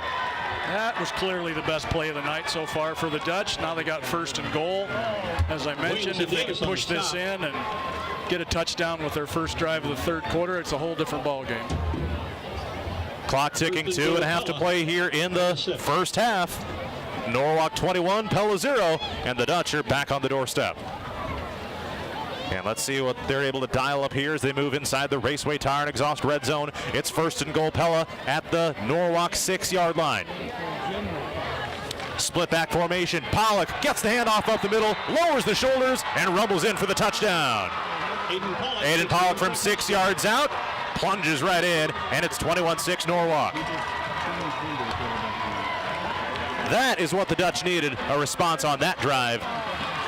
As they get it at the 50, a few plays later, they're in the end zone. Yeah, their backs were up against the wall with that drive. They got a break and got it out to the 50 to start the drive, and then that real nice run by Meyer got it down in the red zone. So need to execute this extra point here to keep the momentum going. And that's our first score, either team, in this 2nd quarter. Hardman with the kick. It is up and through the uprights, and with 2:03 to go in the 2nd quarter, it's Norwalk 21, Pella 7. Quick timeout. Back after this from the Pella Real Estate Services radio broadcast booth. Pella. The plugs in the car go spark, spark, spark, spark, spark, spark, spark, spark, spark. The plugs in the car go spark, spark, spark at Central Tire and Auto. If the plugs don't spark, the car won't start. For tires and brakes, front end work, their no appointment oil change, full mechanical work on your vehicle, and the little things like new spark plugs. Stop and see Sean DeWard and his crew next to Walmart in Pella. Sing along. At Central Tire and Auto. Pella Corporation values teamwork. That's why they proudly salute adults who coach and mentor area youngsters. By helping others, they're building character and building their leadership skills in the process. And they're helping area youth experience the importance of teamwork. So whether you're coaching kids on a team, chaperoning them on a trip, or encouraging them to pursue their musical, artistic, or athletic talents, we thank those who share their talents with area young people. The Pella Windows and Doors team thanks you for your role in helping area youth build lifelong skills, interests, and values. We're back inside the Pella Real Estate Services radio broadcast booth. Ball is up and in the air and bounces into the end zone for a touchback. Norwalk will take over with 2:03 to go in quarter number 2. 21-7 our score. Norwalk on top of Pella. It was Aiden Pollock with a 6-yard touchdown run as Pella finally gets on the board for the first time just a couple minutes before halftime, Randy. And that looks more like the Pella team and more of what the type of team that Pella's known for. Well, we'd like to think so. You're right. We'd like to think that's what the team's going to look like this year. We still don't know, but that was an important drive for Pella for sure, and just as important now that if they want to keep that momentum, that they don't let Norwalk score. Norwalk would obviously like to get some points out of this drive. Trips to the near side of the formation in a diamond bunch for the Warriors. Hookstein in the shotgun, hard count, low snap, and hands it off to Monroe. Shakes a tackle up the middle of the field to about the 24-yard line. Pickup of 4 brings up 2nd and 6. Clock ticking, under 2 minutes to play here in this first half. Minute 50 to be exact. Unofficially 32 yards on 6 carries for Monroe tonight. So 6 carries in one half, just shy of one half. That's about what we would see per game last year for Norwalk. They were really a one-dimensional team last year. Well, 32 yards, that's 5 per carry, so that's pretty good average. Right. Hochstein's got even more yards than that, but he's got a lot more carries, too. Good. Hochstein, it's a quarterback keeper to the left side, and he's spun down at the hash marks at the 30-yard line. Looks to be just enough to move the chains. Hochstein the ball carrier. And it'll depend on the spot. We shall see. Haven't moved the first down chains, and now they do. Referee signals move them chains. 1st and 10 for the Warriors. Minute 15 to go here until halftime. 21-7 Norwalk on top of Pella. Shouldn't be hard to figure out because they start with the nose of the ball on the 20, and now the touchback, right. nose is just right on the 30, so it's clearly a first down. 1 minute exactly to go here in the first half. And you got to think Norwalk would maybe try to play with some urgency, try to get something out of this drive. Playing a little conservative here so far. Hochstein fakes a pass, and he is sacked back at the 26-yard line. One of the Pella D linemen in there, and I think it was Fairchild once again. Probably one more snap and just go to half at this point for Norwalk. I was going to say, I mean, they were just kind of taking their sweet time, especially after Pella scored on the previous drive. And Pella getting the ball to start the second half, too. You'd think Norwalk could maybe play with a little more urgency, but the last thing they want to do is throw an interception on a pick 6 and risk having a tie game after the first drive of the third quarter. 2nd and long, 2nd and 14 to be exact. Might just see a kneel down here. 12 seconds. They will have to snap it. Play clock down to 4. Hochstein in the gun, and he does hand it off to Monroe. Squirms forward for a couple yards, and that'll bring us to the half. So a sloppy first half for Pella allows Norwalk to cash in on some key opportunities. And at the halftime break, our score, Norwalk 21, Pella 7. We will take a timeout, and we'll be back after this for the Central Tire and Auto Radio Halftime Show. Live from the Pella Real Estate Services radio broadcast booth at Minard Field in Norwalk. Hi, this is Tim Tagurtenheis, owner of Culver's Restaurant here in Pella. Fall is one of my favorite times of the year. I love watching football and I love going to football games. Like many of you, I'm a huge fan of the Little Dutch, the Eagles, and the Central...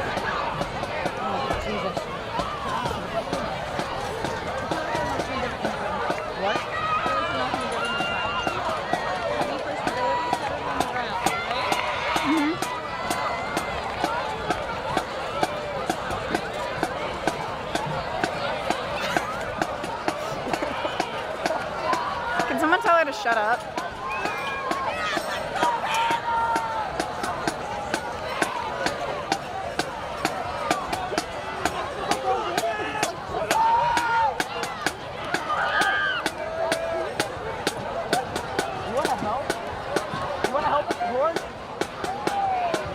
Yeah, Raiden, you should help with the cord. No, she's leaving us. Okay. Where should we go? Let's go that way. Field time. This is so exciting. Are you excited? Ladies and gentlemen, the Norwalk Warrior Marching Band has been working hard this year, preparing the new show, Sweet Dreams. The show brings together the music of classic lullabies with current pop and rock music. Tonight's performance will include the first movement, Falling Asleep, featuring Hush Little Baby and Sweet Dreams Are Made of These, followed by REM, featuring Brahms' Lullaby, REM, and in the middle of the night by Billy Get up Joel. where? This year's band is comprised of 135 students Oh, it's fine. representing every activity in the high school. I don't want to get like that. This will be their I don't want first to of cramp 8 their performances. style. Please cheer them on as they begin their season.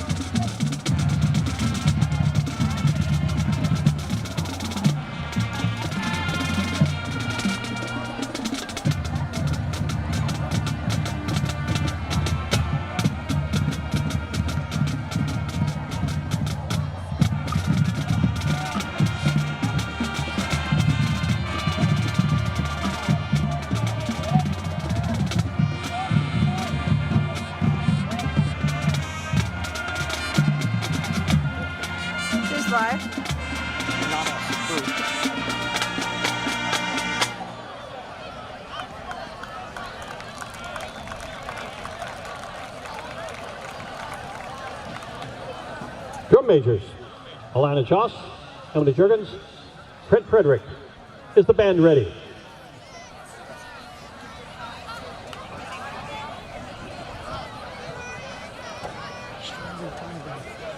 In front of who?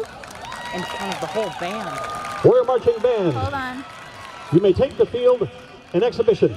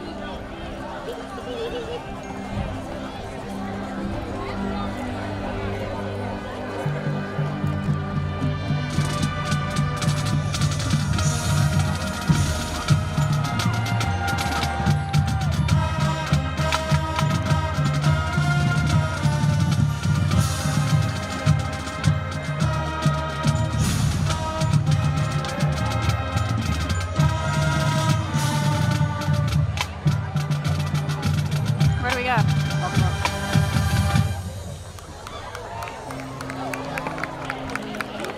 Far up front or? Yeah.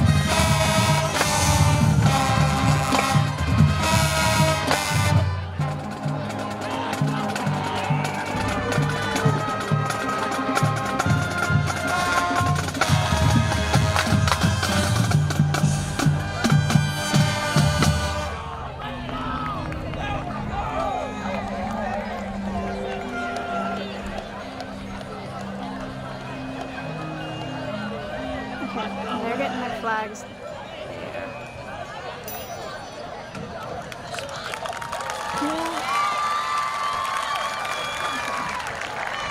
Back up just, I'm sorry. I'm gonna go step over. Okay, I'm communicating with my cable wrangler.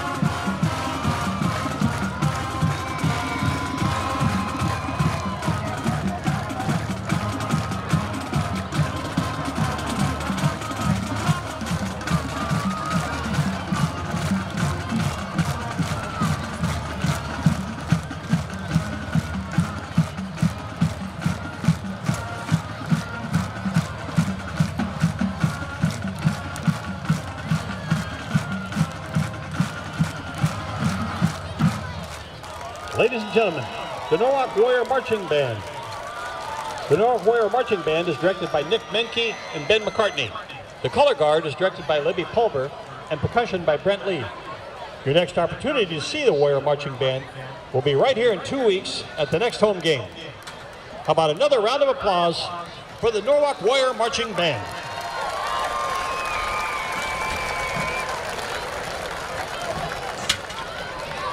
Ladies and gentlemen, please welcome the 2021 Norwalk dance team to the field.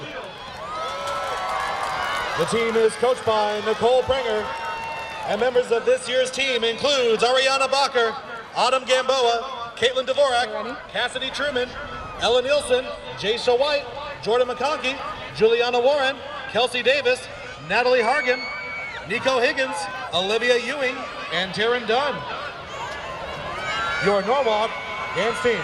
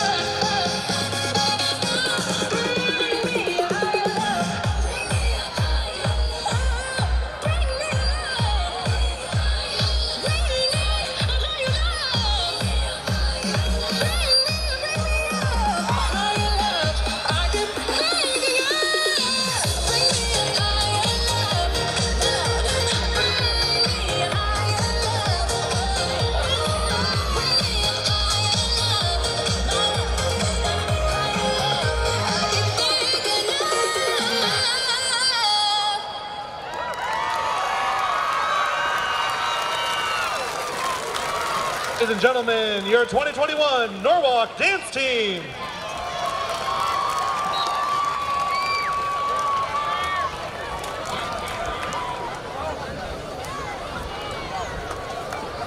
Don't trip people.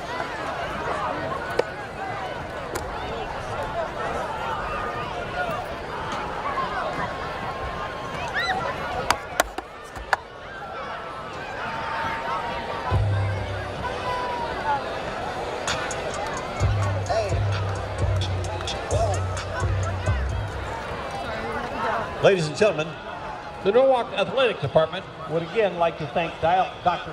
Kyle Haskin of Haskin Chiropractic. Gift ideas at Vandenberg's Greenhouse, 1405 Highway 5 Albia, just 2 short miles south of La Villa. Vandenberg's Greenhouse, worth a short drive.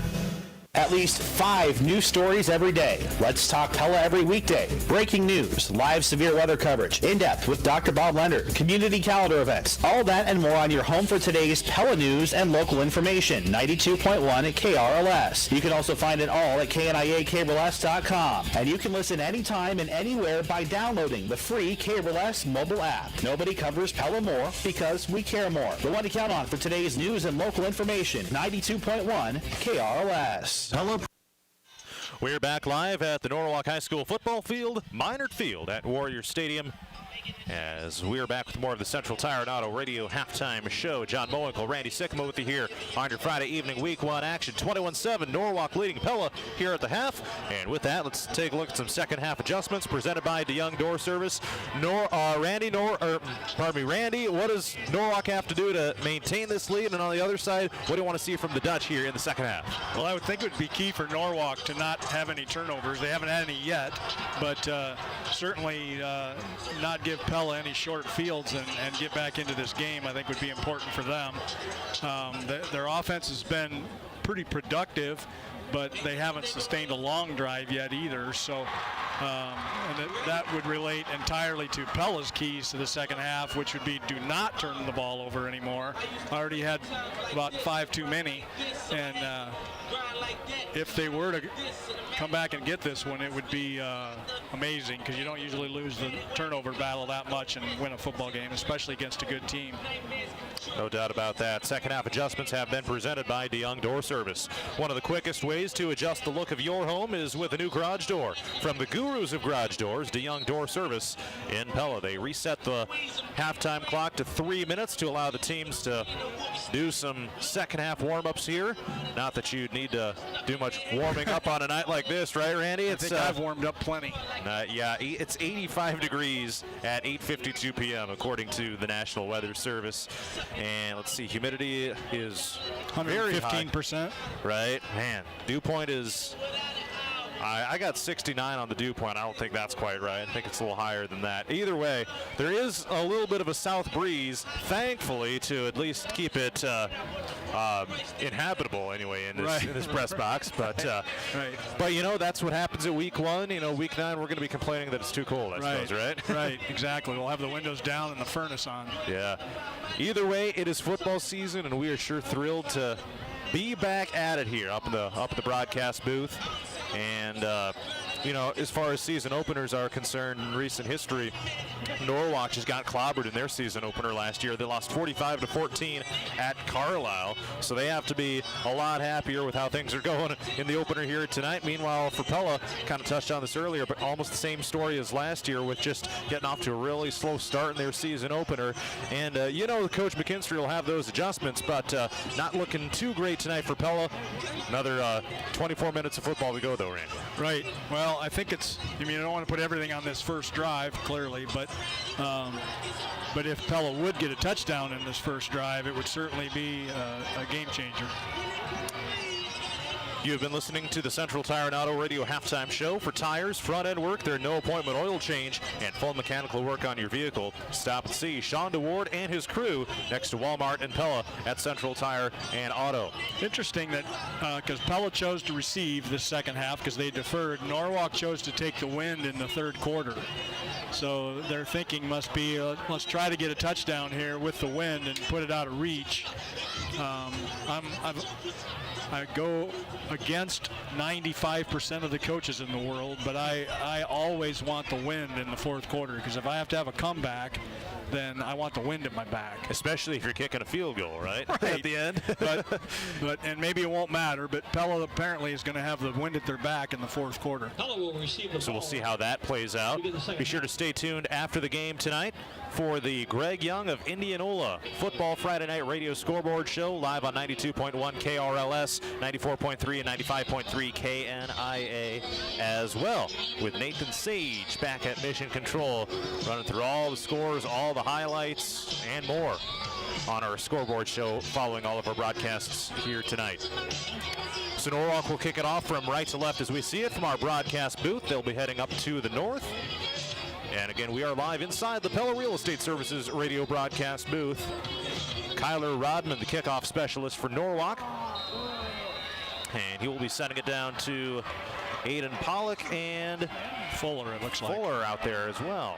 End over end kick. It is fielded back by Fuller inside the 10-yard line, and he runs up across the 25-yard line, brought down by a slew of Warrior defenders. Kenson Fuller, the junior defensive back, with a nice return that time, and Pella will get the ball first to start the second half, moving it down to the south end of Minert Field. Ball spotted at the 27-yard line, right and smack dab in the middle of the field. And here's that second half opening drive, Randy, that's so important here as far as momentum is concerned in this game. I think so, for both teams, actually. If Norwalk can hold them, that would be big for Norwalk. Hope you enjoyed the halftime performance by the Norwalk Marching Band and Drill Team on the Norwalk Warrior Productions video stream as well as 92.1 KRLS, of course. Meyer hands it off straight up the middle. Pollock tumbles over a defender at the 35-yard line. And a gain of about 6 on the play brings up 2nd down and 4. And a solid run that time by Aiden Pollock brings up 2nd and medium here on the first play of the second half. Yeah, a quick hitter right up the middle, and Pella offensive line got a good block on the nose guard and picked up 7 yards. Good first play for the Dutch. 2nd and 4 at the 35-yard line. Need to get to the 39 to pick up the first. Preston Rowe, the tight end, goes in motion from right to left across the formation. Meyer under center sends another guy in motion. Another handoff. Lowering the shoulders is Pollock this time. Swallowed up right at the line of scrimmage and pushed back by the Warriors. No, I think they gave him the first down. Oh, did they? Okay. Forward progress. Yep, the chains will move. As they do get the angle out there on the far side, just enough to move those chains right at the 39-yard line. And another first down for Pella. 10:58 and ticking here in quarter number 3. 21-7 Norwalk on top of the Dutch. Pella still in their own territory, starting to string some plays together here. Split backfield. And a handoff to Kleber, kind of stumbles with it on a play to the left on a counter. I think that was a keeper, wasn't it? Keeps left side. I guess so, yeah. Faked it to Kleberg coming through, and my eyes went with Kleberg too, but Meyer got 5 on the play. So they're faking out the broadcasters too. It's our opening night here as well, up to the 44-yard line. Those counter plays that they're running off that veer offense really have guys going all directions, and it's hard to tell it when they're hiding the football like that. When they're in the shotgun, it's a little easier to find the football. 2nd and 5 here for Pella.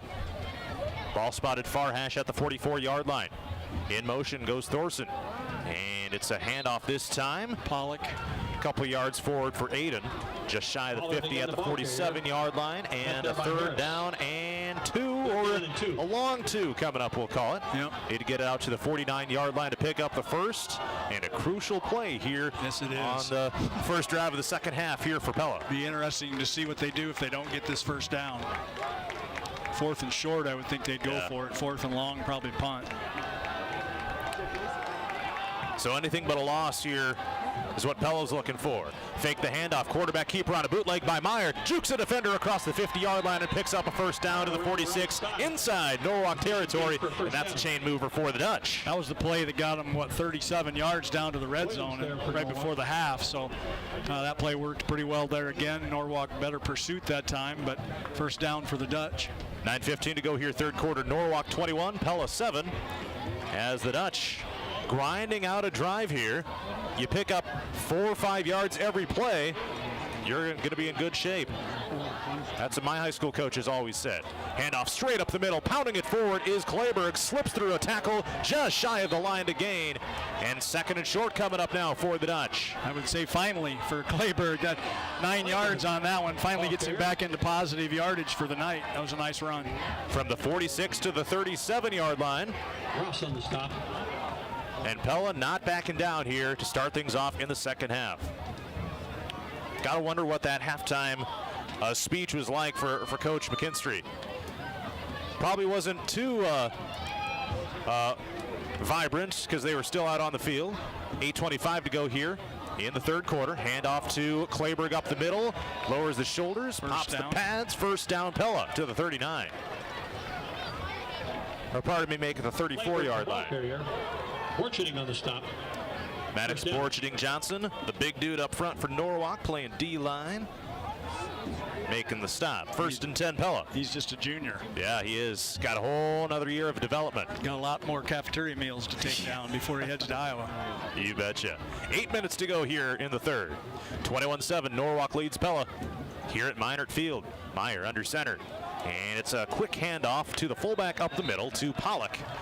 And that was a good second effort there because he got hit right on the line of scrimmage by the D-line of the Warriors and spun it around and ended up getting 4. Down by Pearson. Turns those hips and slides forward to the 30-yard line. 2nd down and 6. I'm thinking so far with the luck with the running, we're not going to see too many pass plays in this drive unless there's a penalty to move Pella back. Why go away from what's working, right? Right. High formation this time for Pella, as it's Pollock, the setback. It's a pitch to him to the left.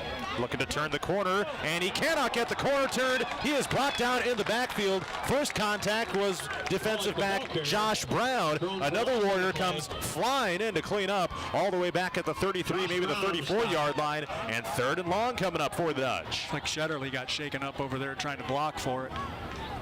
And he is assisted to the sideline. C.J. Shetterly is. Clearly 4-down territory here for the Dutch. 8. So they're backed up to the 33 now after loss of a few yards on that play, and it brings up 3rd and 9. They're at the 33. They need to get it down to the 24. So 3rd and 9. Rolling out right is Meyer. Dumps it off to Aiden Pollock on the flat route. Okay, he jukes around a defender. Down the sideline to the 10, to the 5. Touchdown, Pella. 33-yarder. I don't see any flags. No flags on the field. Aiden Pollock on the flat route. Just kind of a halfback swing pass. And he takes it all the way in from the 33-yard line. Made a couple guys miss, found the seam, into the end zone, and it's a one-score game, 21-13 Norwalk. Good blocking over here by the other wide receivers as well downfield, kept the fence up on the out-of-bounds side. And that was one of those two that wasn't looking like it was going to be much at first, then all of a sudden you get the right blocks, and Pollock was gone. Pollock's got the speed to turn it into a big one. Hardman out to attempt the extra point, and whistles before the ball is kicked. And this play will not count. Let's see what the penalty call is. I don't see a flag on the field. False start against Pella is the call to get C.J. Smith, one of the old linemen, for it. Well, it shouldn't matter with the length of the kick the kicker has, but still missing an extra point would nullify a lot of momentum. Yeah. 21-13. So this will be an extra point attempt from 25 yards out. Hardman again, low snap. The snap is botched, and it's picked up by Schulte. Tries to throw it. He is spun down. It's intercepted at the goal line by one of the Warrior defenders, and the play is blown dead. Extra point try. Well, that'll probably loom to be a big play in this game, that false start on the first kick, because the kick was good. It was Braden Pearson with the interception right at the goal line. It was a low snap, and the placeholder Schulte had to pick it up and run with it, try to make something happen. And with 6:36 to go in the third quarter, it's Norwalk 21, Pella 13. He's got Pella or quarterback experience in his career, but there was no one down. Nobody went in the end zone to catch the ball. So with that, it's still a one-score game, an 8-point game, 21-13. And now we'll have the Pella kickoff as Hardman will place the ball on the tee and send this one downfield.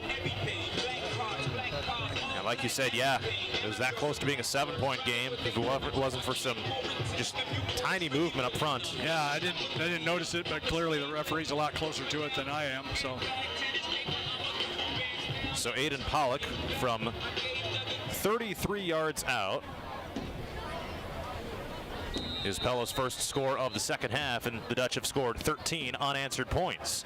It's a low line drive kick fielded right at the goal line by the Norwalk returner. Kind of stumbles a bit at the goal line, slips through one tackle, fumble, brought down shy of the 20. Ball is on the ground. Pella thinks they have it. Referees coming in, no signal yet. The Dutch are celebrating, and now they're going to talk it through. There's been no official call. There's also a flag down. Fumble was recovered by Pella. So they call it a fumble recovered by Pella, and we'll see what the penalty flag is about. The announcer did. The referees right, have That's true. Nothing's been signaled yet. Man, those Dutch were celebrating out there, though, like they had recovered it. During the return, we had a personal foul, onside ball. Penalties declined. First down. First down, Pella. The Dutch recover a fumble on a kickoff. And a costly turnover there by Norwalk. Pella with all the momentum in the world right now. Maybe it's just this side of the field. Yeah, every score has been down here at the south end so far. And every turnover. Well, the one interception, I guess, was across midfield. But so Pella will have their second possession of the second half now. Well, the first hit on the kick return, the returner bobbled it a little bit. Then he pulled it back in. Then he got hit again, and that's when it came loose. And yeah, it was hard to tell. It was just a mass of humanity down there. Yeah. But Pella did come running away with it. So they will start inside the Raceway Tire and Exhaust red zone at the 17-yard line. Handed off to Pollock up the middle, lowers those shoulders down to the 10-yard line. Like you said earlier, if you're getting 5 or 6 yards on that play, why run anything else? Right. I mean, unless you run out of gas, I guess. But Blomgren there defensively. Just shy of the 10-yard line. Hunter Blomgren in there to make the stop for Norwalk. 6:10 to go and ticking here in the third quarter. Dutch down to Norwalk, 21-13, as we're halfway through this third quarter of action. Meyer under center, I formation, turns around, another botch play up the middle. They do ultimately get the handoff as Clayberg is able to fall forward just shy of the line to gain. That could have been a fumble, awful easy.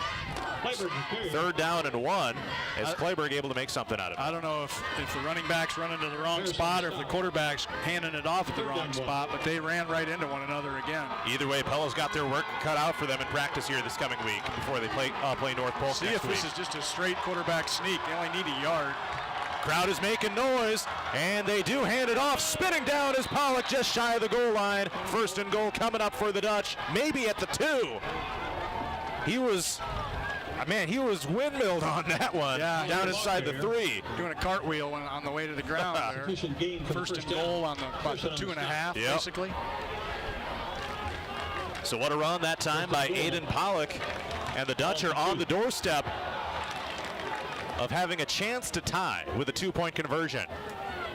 4:55 to go here in the third quarter. Pella has had the ball the entire period so far, aside from Norwalk's one kick return that they fumbled. First and goal from the 2, Pella in the I formation. It's Meyer under center, fumbles the snap, he picks it up and rolls forward.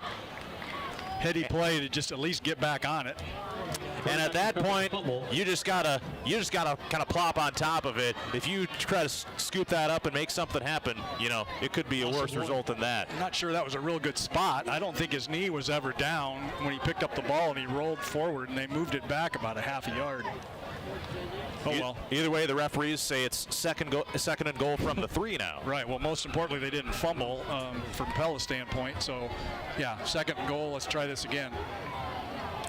Split backfield here for Pella.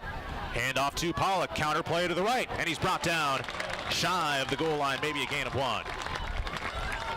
Max Borchning Johnson in there to sling him down. Cut down there by 10. No gain officially. Yeah, I think they give him a yard because it was on the kick point hash mark before. Yeah. So back to the 2 they go. Third and goal. And you were thinking maybe quarterback sneak on the previous one. Yeah, not from the 2-yard line. No. Split backfield again. Pollock and Clayberg. Meyer under center. It's Clayberg. They get the handoff, turning around, pushing the pile into the end zone. Touchdown, Pella. That was all effort there because there was a lot of bodies in the way that time too. But Meyer helping push. Clayberg got it in the end zone. Clayberg from 2 yards out, spinning off of a tackle, and it's a 21-19 ball game. Norwalk still with the lead, and you gotta believe Pella's going for 2. Yeah, they pretty much have to.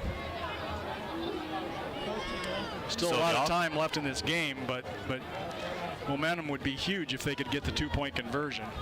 No doubt about it. Pella going for the tie. Another split backfield formation for the Dutch. It's Meyer under center. Turns around, fakes the handoff, rolls to the right, being chased down, nearly gets brought down from behind, going for the end zone, lowers the shoulders, and he is in for the 2. Pella ties the game at 21-21 on a quarterback bootleg by Blake Meyer. Good effort by Meyer because there was a D lineman trying to tackle him in the backfield, kind of spun him around, but kept his balance and then used his track speed to get into the end zone. 21-21 our score. Norwalk and Pella all tied up with 3:20 to go in the third quarter. Back after this from the Pella Real Estate Services radio broadcast booth. Printing is proud to announce an exciting new feature for their large format poster, banner, and floor graphics. Pella Printing now offers a UV protective clear coating to make your product's colors pop with enhanced detail. Plus, it can be applied to nearly every product. And the floor graphics features a scuff-resistant, slip-free coating for safety. Stop into Pella Printing or visit PellaPrinting.com for more details and see how they can make your next marketing project come to life. Pella Printing, where technology and craftsmanship meet. This is Dr. Brett the Vet here at Pella Pets Veterinary Clinic. It's time to talk preventative dental care for your best friend. There's nothing better than a welcoming smile and few things more important than fresh breath on a first date. A healthy mouth is important. Your buddy needs a healthy mouth too. Did you know that untreated dental disease can be life-threatening to your pet? Bad breath is the first sign of decay, and dental disease can develop into really bad problems for the heart, liver, and kidneys. Cleaning your pet's teeth is a simple process. Give us a call at Pella Pets and we'll talk about the details. Take it from a guy who knows. Fresh breath is always a winner. This is Mike at Langstrad Auto Body, and I know a visit to my shop is not on the top of your list of favorite things to do this week. I don't take it personally. Chances are when it's time to come see me, you've hit a deer or had some other unpleasant experience on the road that you just didn't plan on. The good news is, at Langstrad Auto Body, we're here for you. We'll put your vehicle back together the right way. No one will ever know the accident happened. We'll be here for you during the entire repair process. We'll answer your questions and only do the work that you want done. Langstrad Auto Body, where you don't have to look for quality repair. Back live from Minard Field in Norwalk inside the Pella Real Estate Services radio broadcast booth. John Mowinkle, Randy Sikkema in what has turned into an interesting ball game here in the third quarter. 21-21, Norwalk and Pella all tied up. It was Aiden Pollock, a 33-yard catch and run for a score. Nolan Clayberg pounds it in from 2 yards out, and it is a tie ball game. And if Norwalk is able to hang on to this kickoff, it'll be a huge drive for them. Fielded at that 6-yard line, Norwalk in their own territory. Monroe to the left, and he is just across the 25-yard line. That is where he is tackled. And now Randy, from Norwalk's perspective, this is a drive where they need a score. Pella's got all the momentum. They really do. Well, I don't know about a score, but they need to at least have a long, time-consuming drive and prove to themselves that they can move the ball again. It's been a while since they've had a whole lot of yards on a drive. And we've talked time of possession tonight. Norwalk dominated in the first half, in the first quarter especially. Right. But here in the third quarter, we have 3:12 to go, and Pella's had the ball the entire time. Right. Yep, except for maybe 5 seconds. Right. So this is Norwalk's first offensive snap of the third quarter. That's their own 28. Hookstein back to throw, slings it near side on a curl route looking for Carlson, way over the head of Braden Carlson, the intended receiver, and 2nd and 10 coming up. So you see the ground and pound game of Pella the entire third quarter. Stark contract to Norwalk's typical air raid that they typically run. Right. 2nd and 10, the crowd's getting loud. Monroe's been having a good night in the backfield too. I would think they would give it to him on this play. Hookstein in the shotgun. They do give it to, no, it's a quarterback keeper to Hookstein. Shelves his feet, spun down at the 33-yard line. Good open field tackle by Caleb Briggs. Hookstein takes it around the left 4-yard gain for Hookstein. Brought down by Briggs. Hookstein's shown already tonight he's a very good runner. Gain of about 5. As a quarterback. Injury timeout on the field. Looks like it may be a cramp. Don't want to speculate too much. I was going to say at halftime, I was surprised we didn't have any of that in the first half. But again, Norwalk doesn't have anybody going two ways, so that helps quite a bit.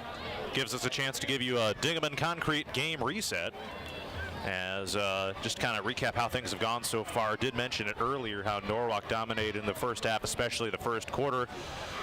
What was it? 4 Pella turnovers there in that first half, in the first quarter, actually. And so Norwalk has all the momentum in the world. They take a 21-0 lead. And then Pella comes back in the late in the second quarter. They score with 2:03 to go on an Aiden Pollock 6-yard run to make it 21-7. Norwalk unable to do anything with the ball in the final couple minutes there of the first half. Pella gets the ball on the opening kickoff, and it ended up being an 11-play drive to start things out for Pella. A 33-yard catch and run by Aiden Pollock. The PAT was botched after a false start, a low snap, and they weren't able to do anything with it. And then a fumbled kickoff by Norwalk gives Pella the football again at the Norwalk 17, and they're able to punch it in on a 5-play drive. Nolan Clayberg spinning into the end zone, and a Blake Meyer run for the 2-point conversion, making it 21-21. There are actually 2 players down on the field, one for each team. One for each team. We've got Noah Mulford for Norwalk and Braden Schulte for Pella. That was a Dingaman Concrete game reset. Dingaman Concrete, where quality comes first. Call Jeff Dingaman at 621-1611 for Dingaman Concrete. So Norwalk faces 3rd and 5. They're at their own 33, and they need to get it to the 38. Hookstein in the shotgun.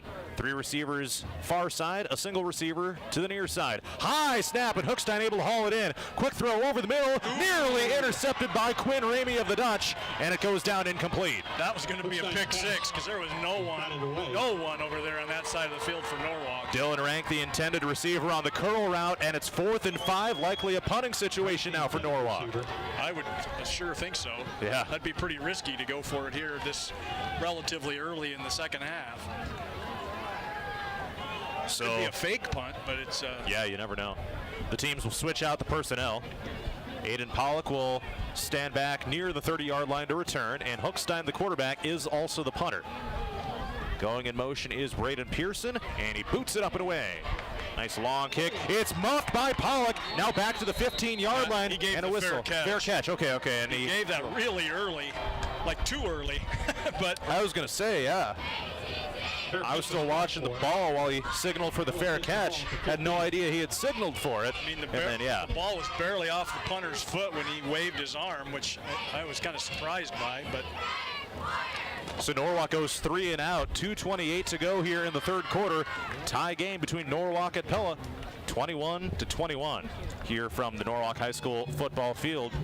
And Norwalk has not scored since that Kai Pearson scoop and score with $1:26 to go in the 1st quarter. So they've gone nearly an entire half of football, time-wise, without scoring. And we do have some Windham Law Firm Instant Radio updates to bring you as well. We will do that after this first play of the drive for Pella, as they will start way back at their own 15-yard line. And it's a handoff up the middle. Pollock gets it. Not a whole lot happening in there. Runs onto a brick wall, led, of course, by Maddox Borcherding Johnson. And maybe a short gain on the play of 1 yard. Yeah, maybe 1 on that one. Windham Law Firm Instant Radio updates. PCM on top of Davis County, 14-6, 8:43 in the 3rd. And it's a final up in Urbandale. Pella Christian 56, Des Moines Christian 22. Eagles move to 1-0 on the season. Good for them. 2nd down and 8, they call it on the scoreboard, as they spot the ball at the 17-yard line, center of the field. Pella with the football and all the momentum. A couple of touchdown drives here in the 3rd quarter, and a whistle here.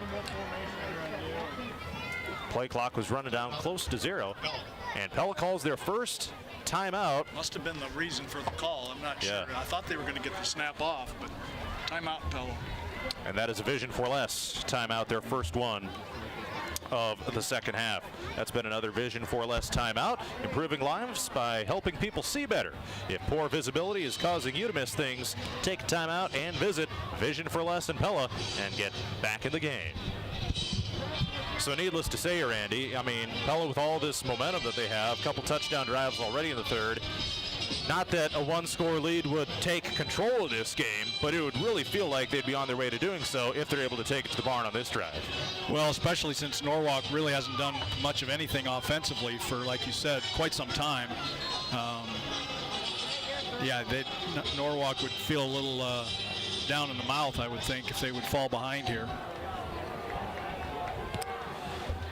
So the Vision for Less timeout is over with. Minute 44 to go in the 3rd.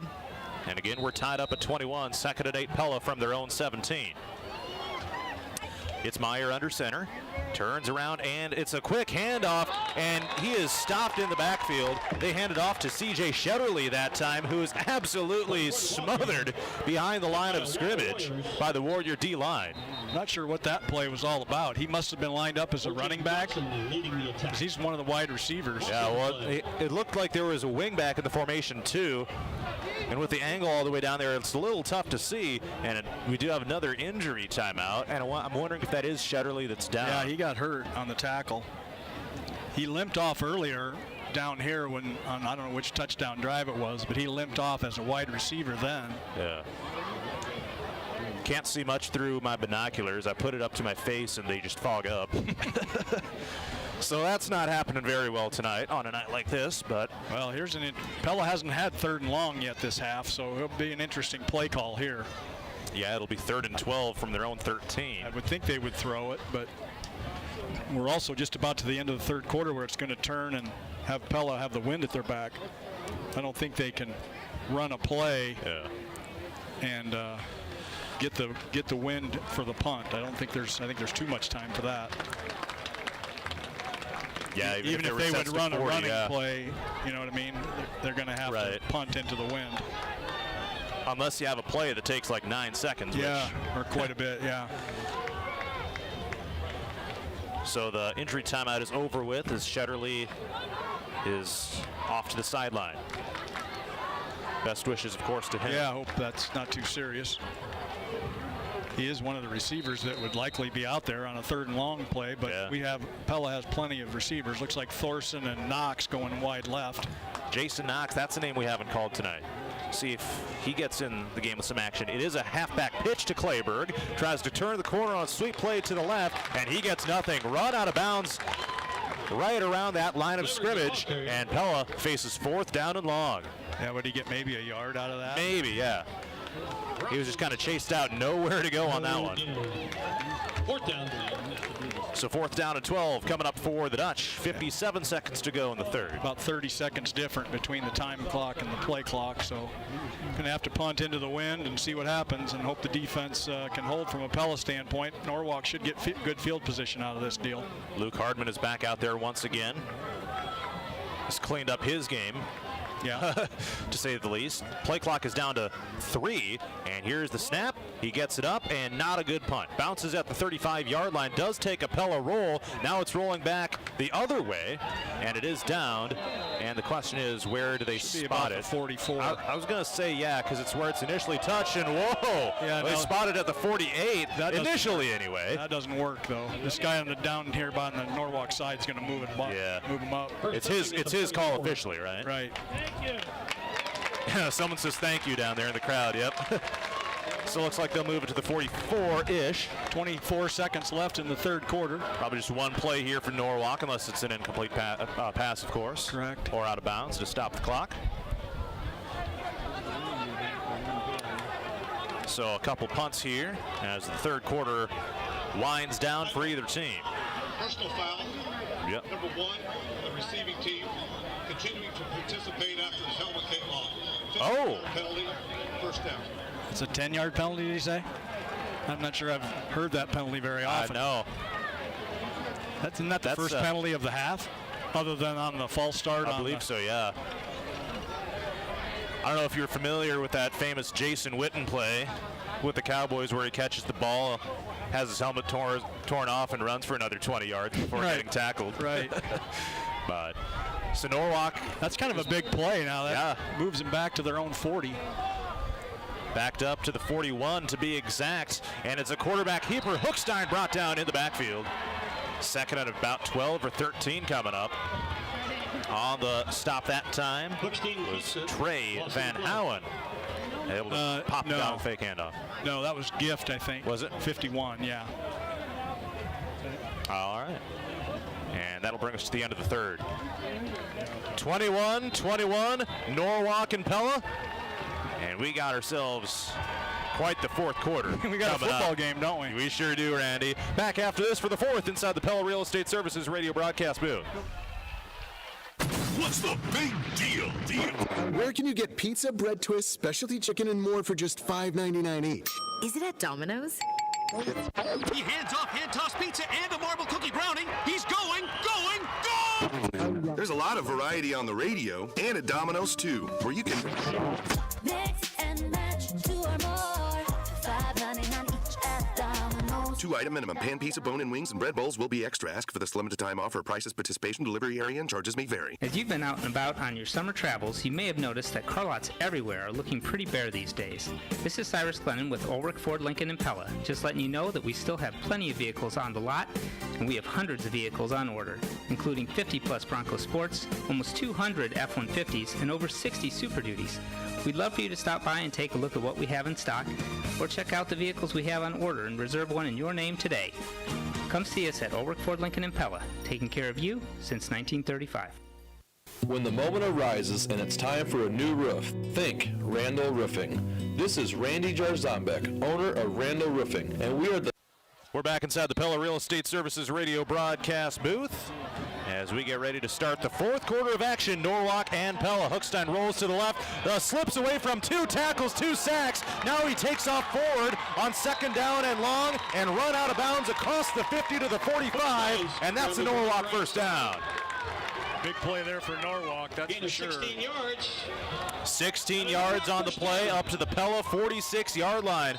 And Landon Hookstein evades 2 sacks in the backfield and picks up the first down into Pella territory. 21-21 our score here in the Pella Real Estate Services radio broadcast booth from Minard Field in Norwalk. Officials timeout here. Yeah, Thorson got shook up over here on the sideline. I think he turned his ankle going through the Norwalk bench players. So he's walking off the field under his own power, however, so good to see there. Yeah, because he tore out a knee last year. Windham Law Firm instant radio update. Newton defeats Knoxville 41-0. That is a final. Also, Indianola is taking it to Ankeny Centennial 42-13. 8:28 in the fourth. Wow. That's on 94.3 KNIA. And here we have first down Norwalk. Hookstein back to throw, sets those feet, now takes off to his right, slips away from a sack, slips away from another one, able to get back just ahead of the line of scrimmage and picks up a yard or 2 before being pushed out of bounds. And man, Landon Hookstein is showing off some good stuff, good evasion skills here tonight. He's elusive and fast, so he's having a good night with his feet, that's for sure. Gets to the 44 on that one. Hasn't completed a pass yet. Only threw 1, I think, through 2 so far in the second half, both incomplete. 2nd and 9 here, 19 seconds into the fourth quarter. We're tied up at 21, Pella and Norwalk. Strap in for a wild finish.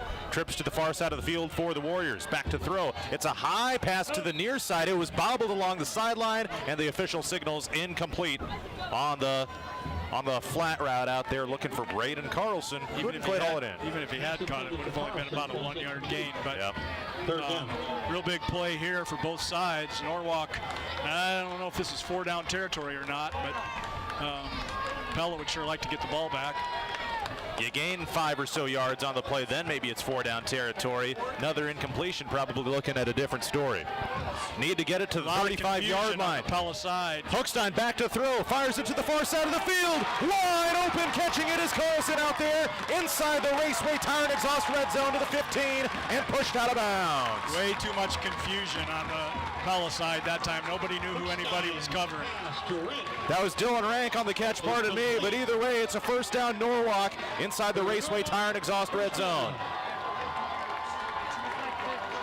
Cade Campbell comes over to the sideline, is subbed out. 31 yards on the play. Gain of 31 officially, all the way to the 13. Big play on 3rd down there for Norwalk.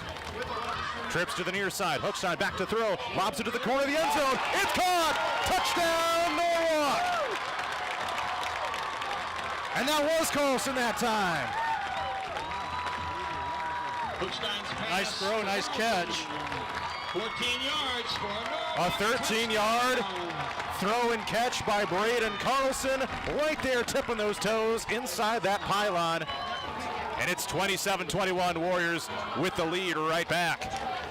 Their first score since late in the first quarter.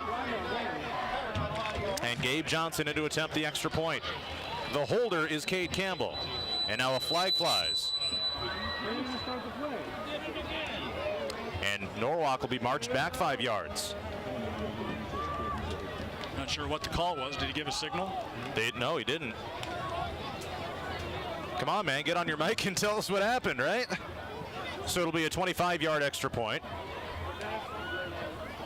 And here's the snap. It's down. Kick is up. It is good. And with 11:22 to go in the fourth quarter, it's Norwalk 28, Pella 21. Back after this inside the Pella Real Estate Services radio broadcast booth. When the moment arises and it's time for a new roof, think Randall Roofing. This is Randy Jarzombek, owner of Randall Roofing, and we are the dependable and reliable leader for your home or business shingle roofing needs in Pella and the surrounding areas. Randall Roofing is proud to sponsor the Raise the Roof moment of the game and support our local teams. When it's time for a new roof, think Randall Roofing. Find us on Facebook or visit randallroofs.com. Thinking new roof? Think Randall Roofing. We do everything on our phones. We order dinner, schedule haircuts, and watch videos to figure out how to fix that leaky faucet. You probably expect the same convenience when it comes to your money. You want secure, reliable, mobile banking in the palm of your hand. So why not choose a bank with an App Store rating of 4.7 stars? At Light and State Bank, our LSB 360 app has all of the features you've come to expect, like mobile bill pay, easy transfers, and remote deposit from the comfort of your home. Plus, if you need to chat or have a question, save yourself a call and message us right from the app. Make the switch to Light and State Bank today. Member FDIC. Back inside the Pella Real Estate Services radio broadcast booth, Minert Field in Norwalk. 28-21, Norwalk leading Pella with 11:22 to go in quarter number 4. Ball is up in the air, an end-over-end kickoff, and it's fielded at the 10-yard line by the Dutch. Running forward is the return man, slip a tackle at the 30-yard line, tumbles across the 35-yard line, and solid starting field position. And the return man that time for the Dutch was Kenson Fuller. Yeah, that was a nice return for the Dutch. I think they've, for the most part, done a pretty good job on kick returns tonight, especially for the first week of the season. Last year, there was a lot of fumbles back there. So Pella will get it at the 35-yard line. Ball spotted far hash here with 11:15 to go in the fourth. Norwalk with a much-needed answer on their end. Braden Carlson, a 13-yard catch in the end zone, making it 28-21, and a handoff up the middle. Not a lot happening here as they peel off the pile, and no gain on the play for Pollock. Stopped after a gain of 1. Yeah, I'll say gain of 1. He's crawling up to the 50-yard total. That's 3 plays in a row, or 3 carries for him in a row that he's gotten 1 yard. He's got 48 yards on 13 carries now. Second down and 9 for Pella. But a lot of receiving yards too. Blake Myers under center. And man goes in motion. That's Fuller. Quick pass over the middle. It is caught by Caleb Briggs on the slant route, right side of the field. Gets enough for a first down, just shy of the 50-yard line, and another chain mover for the Dutch. Briggs is complete. Yeah, rare pass for the Dutch. Kind of put the Norwalk secondary to sleep, I think, and had them cheating up on the line of scrimmage. Just a slant pattern. Good throw and catch. 10:20 to go here, fourth quarter. 28-21. Norwalk leads Pella here in this season opener. Both teams looking to move to 1-0 on the season. Dutch with the ball, 1st and 10 from their own 48. 2 running backs in the formation. And it is a handoff to Paul. No, it's the quarterback keeper. Blake Meyer hangs onto it. Nearly 10. I don't know if he got the first down or not. It was right at that first down marker. I think they're going to give it to him. And Meyer around the right down side. marker goes right, like on the first down marker basically, but the chains haven't moved. Well, and they're going to say it'll be the shortest chain mark of all time. It's like 6 inches in front of the marker. Yeah. So pick up those chains. Just slide it forward a little bit. Let's see. Can you get a credit card in between it? That's what they're actually doing. Right. No way. 1 chain link short. And 2 chain links. 2 chain links, says the announcer. That brings me back to the Cowboys-Raiders game from a few years ago. That one NFL referee slides an index card in between it. Yep. So let's see what we got here. They're bringing it out to the hash mark to measure it now. Well, just to get it spotted. Right. Yeah. It's going to be second and a chain link.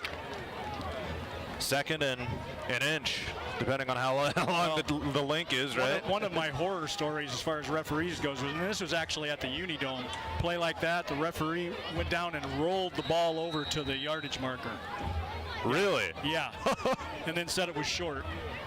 Yeah. Interesting. And that wasn't the only bad play they had that game, but that's beside the point. Second and an inch for Pella. They're in Norwalk territory at the 42. And now the botched snap, and Pella just has to plop down on it. And good disruption that time by the Norwalk D-line. And third and the same length. They lost a yard or a couple feet anyway on that one. Loss on the play. Third and 1. Man. And those are momentum killers, drive killers. So they do actually back it up just about to the 43. Meyer, the quarterback, runs over to the sideline. Now they're holding up the cards, all these logos that they got displayed on there. Play clock to 10. Need some urgency. Meyer lining up under center on 3rd and 1. 2 running backs. And they turn around, hand it off, up the middle, slipping through a tackle to the 35-yard line. Fuller, out of all people. First carry of the night. Give him 7. Fuller, the block barrier. So Pella pulls something out of the old bag of tricks with Kenson Fuller getting the handoff. Williams on the stop. And Dutch will take it. Now to the 35-yard line. Pella sustaining a drive here. With 8.5 to go in the 4th. They trail Norwalk 28-21. Another handoff up the middle. Gains a few yards to about the 31, make it the 30-yard line. And that was Pollock that time. Yep. Williams on the stop.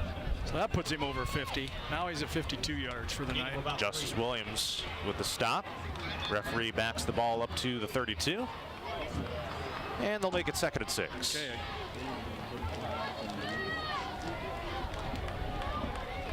I'm unofficial anyway. Of course, Whether right, it's right. 3 or 4, it really doesn't matter. Yeah. So here we go, 2nd and 6 for the Dutch. And a handoff to Fuller once again. He gets a first down across the 25-yard line, and another chain mover for the Dutch with 7:45 to go. Coaching staff must be figuring on the defense, keying on Pollock back there, and they're going with the other guy, and twice his work now.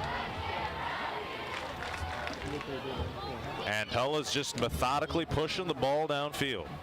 Clayburg back in this time. Looks like maybe Pollock went out. Like Fuller and Clayburg back there this time. Giving some people some breathers here as the game wears on. But those reserves coming in, showing that they're just as effective here. 1st and 10 Pella from the Norwalk 25. I formation. They do hand it off to Clayburg, gets tripped up in the backfield, able to break out of it, and gets a couple yards out of it. Second effort there. That looked like a negative play at first. The ankle tackle was not quite enough, and it's a gain of 2. Johnson on the stop for Norwalk. 13 yards on 9 carries for Clayburg tonight. Not his typical night, but his touchdown in there, but they've been keying on him. As you would expect, right? Right. 6:44 to go here in the 4th. Maybe another one to Fuller here. Under center Meyer, he drops back to throw, fires it up to the end zone, and it is incomplete. Past the outstretched arms of Jason Knox, his first target of the night. It hit his fingertips. It was close, but just slightly overthrown. It was close. It was also close to pass interference. The defender was kind of using some hands on the play. It wasn't egregious, so the referees let him go. And now a 3rd and 8 situation for Pella. And what do you think? 4-down territory, right? Honestly, that play surprised me a little. I thought they might do the slant pass like it's been working so far, but tried to surprise them with that play and almost worked. 3rd down and 8 for Pella. Need to get it to the 15-yard line to convert. Meyer under center, rolls out to his left, looks to throw. Now turns back and flush to his right, and he is going to be sacked. Brought down at the 25-yard line in the backfield. Almost got back to the line of scrimmage, but it took 2 Warrior defenders to bring him down. He had Rowe wide open right in front of him. All he had to do was flip it to him. It was going to be a first down, but he apparently didn't see him. And now it's 4th and long, back to the 28-yard line. 6:09 to go, fourth quarter. Norwalk 28, Pella 21, and the Dutch offense is on the field. Yeah, they have to go. Punting does no good. Nope. Field goal can't make it. Here we go. They need to get it to the 15 to get the first down. Oh. 2 receivers far side. Yeah, one guy's unguarded at this point. And a flag flies in the backfield. Delay of game. Norwalk calls the timeout. A vision for less? No, Pella. Okay. Thought he said Norwalk at first. He did say Norwalk. Yeah, but and then he pointed Pella's direction. And give them a break. It's their first night, too. 5:44 to go here in the fourth quarter. Norwalk 28, Pella 21. We'll keep it right here for this vision for less timeout. And we'll do a Dingham and Concrete game reset. It was a 21-7 ball game. Norwalk with the lead at the half. Pella with those 2 unanswered touchdowns. Well, actually, it ended up being, in the grand scheme of things, 3 unanswered touchdowns, but 2 to start the second half. A 33-yard catch and run by Aiden Pollock, followed by a 2-yard run on the next drive after a fumbled kickoff. Nolan Clayberg, and to get the 2-point conversion from Blake Meyer to tie the game up. And then early in the fourth quarter, Braden Carlson of Norwalk, a 13-yard catch, making it 28-21. And that's a Dingham and Concrete game reset. And Randy, this is the play of the night so far for Pella, to say the least. 28-21, 4th down and 12, and they are at the 28-yard line in Norwalk territory. Could we see a raise the roof moment of the game presented by All-American Exteriors? We shall see. The crowd is getting rowdy. Fuller and Clayberg in the backfield. No Pollock out there. He might have got dinged up a little bit. Jason Knox and Caleb Briggs, the receivers to the far side. Here we go. It's 4th down and long for Pella. Meyer dropping straight back to pass. Sets his feet. Fires it in. Complete. It was in and out of the hands of the receiver. And it's a turnover on downs for Pella. It was Thoreau. He was open, but the ball was thrown behind him. He had to turn back and try to catch it behind his back. Warriors take over on down. It's a good play call. It would have been a first down. You betcha. First down yardage for Pella, but the pass is incomplete, and Norwalk takes over on downs with 5:38 to play. That'll be interesting to see if Norwalk tries throwing it all. And they're this, going to want to burn clock now.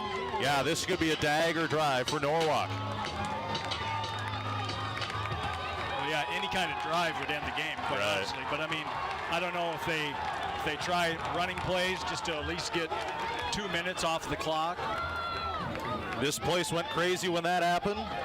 So we'll call that the raise the roof moment of the game, presented by All-American Exteriors. See Rebel with All-American Exteriors in Indianola today, Iowa's top roofer, as that crowd on the Norwalk side, they were making noise. So a little bit of a pause here between the drives. Officials timeout. Give everyone an extended water break. 5:38 to go here in the fourth. Norwalk 28, Pella 21. And our cabinet design of Pella radio postgame show coming up after the game. And then after that, we'll head on back to the studio for the Greg Young of Indianola radio scoreboard show.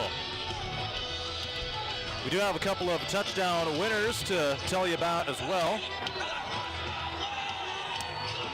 as Greg Comstock, Emily Davidson, and Amber Adams have won free tenderloin and fries from Wood Iron Grill in Oskaloosa.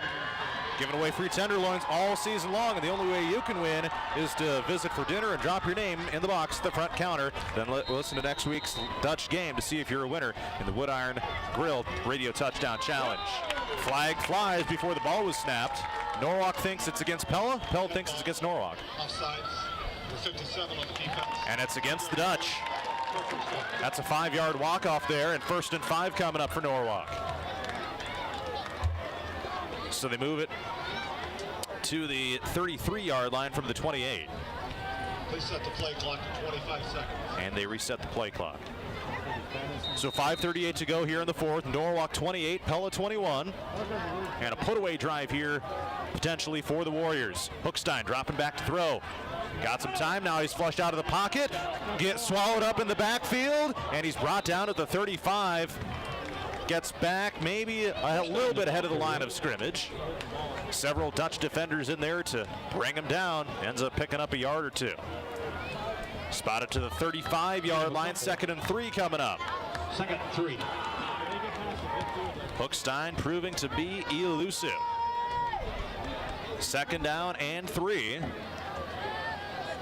5:05 to play. Hookstein with a snap, QB keeper, right side run, lowers the shoulders, slides the hips through, and up to about the 37.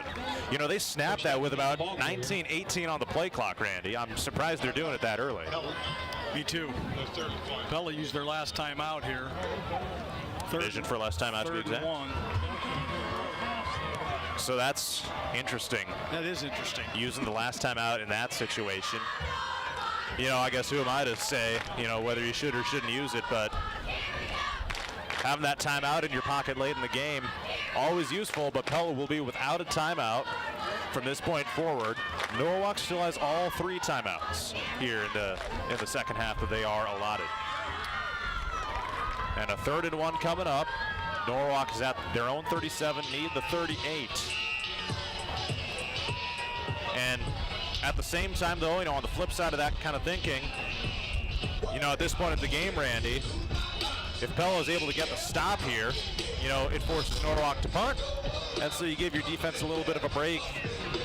You know, several ways you could look at it, but either way, it's going to be 3rd and short, and now a measurement coming out.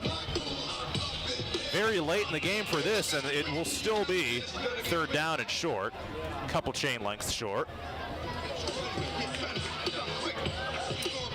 And so I'll switch the football out.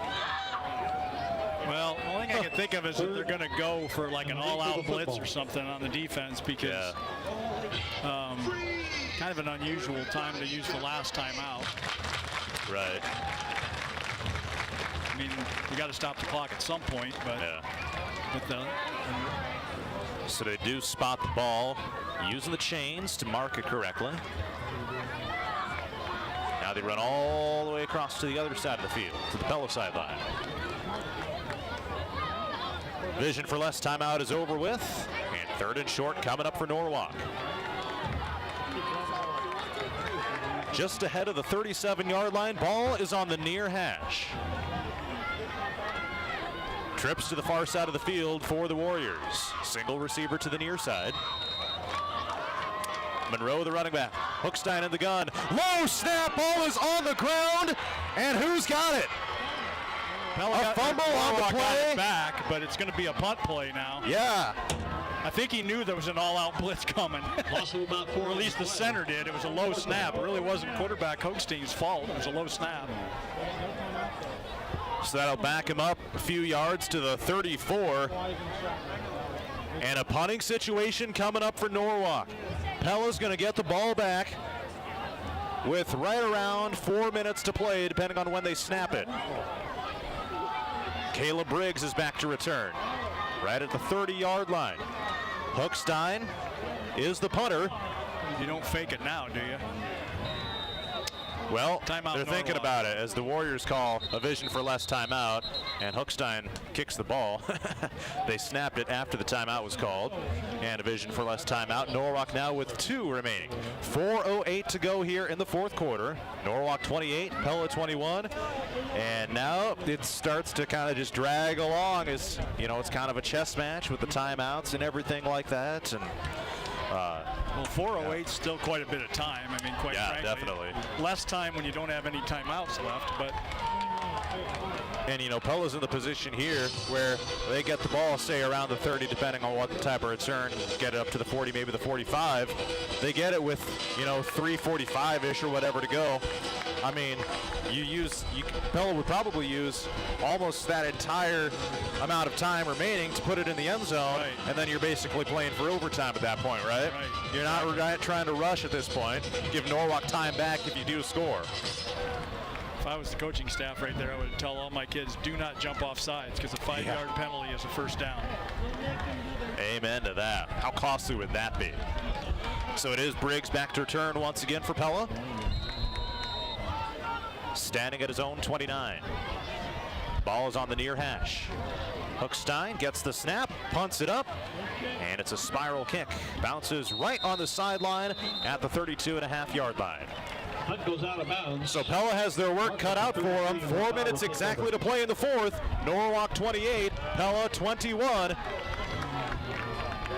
And the Dutch will have about a 67-yard field to drive and try to tie the game. The crowd is making noise once again.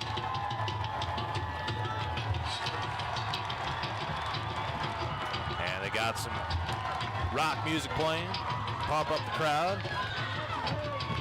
Well, short of a miracle turnover or something, this is going to be it for the Dutch. Yep. They have to score on this drive or the game's over. 4 minutes to go. And Pella at their own 33. Ball spotted near hash. Here we go.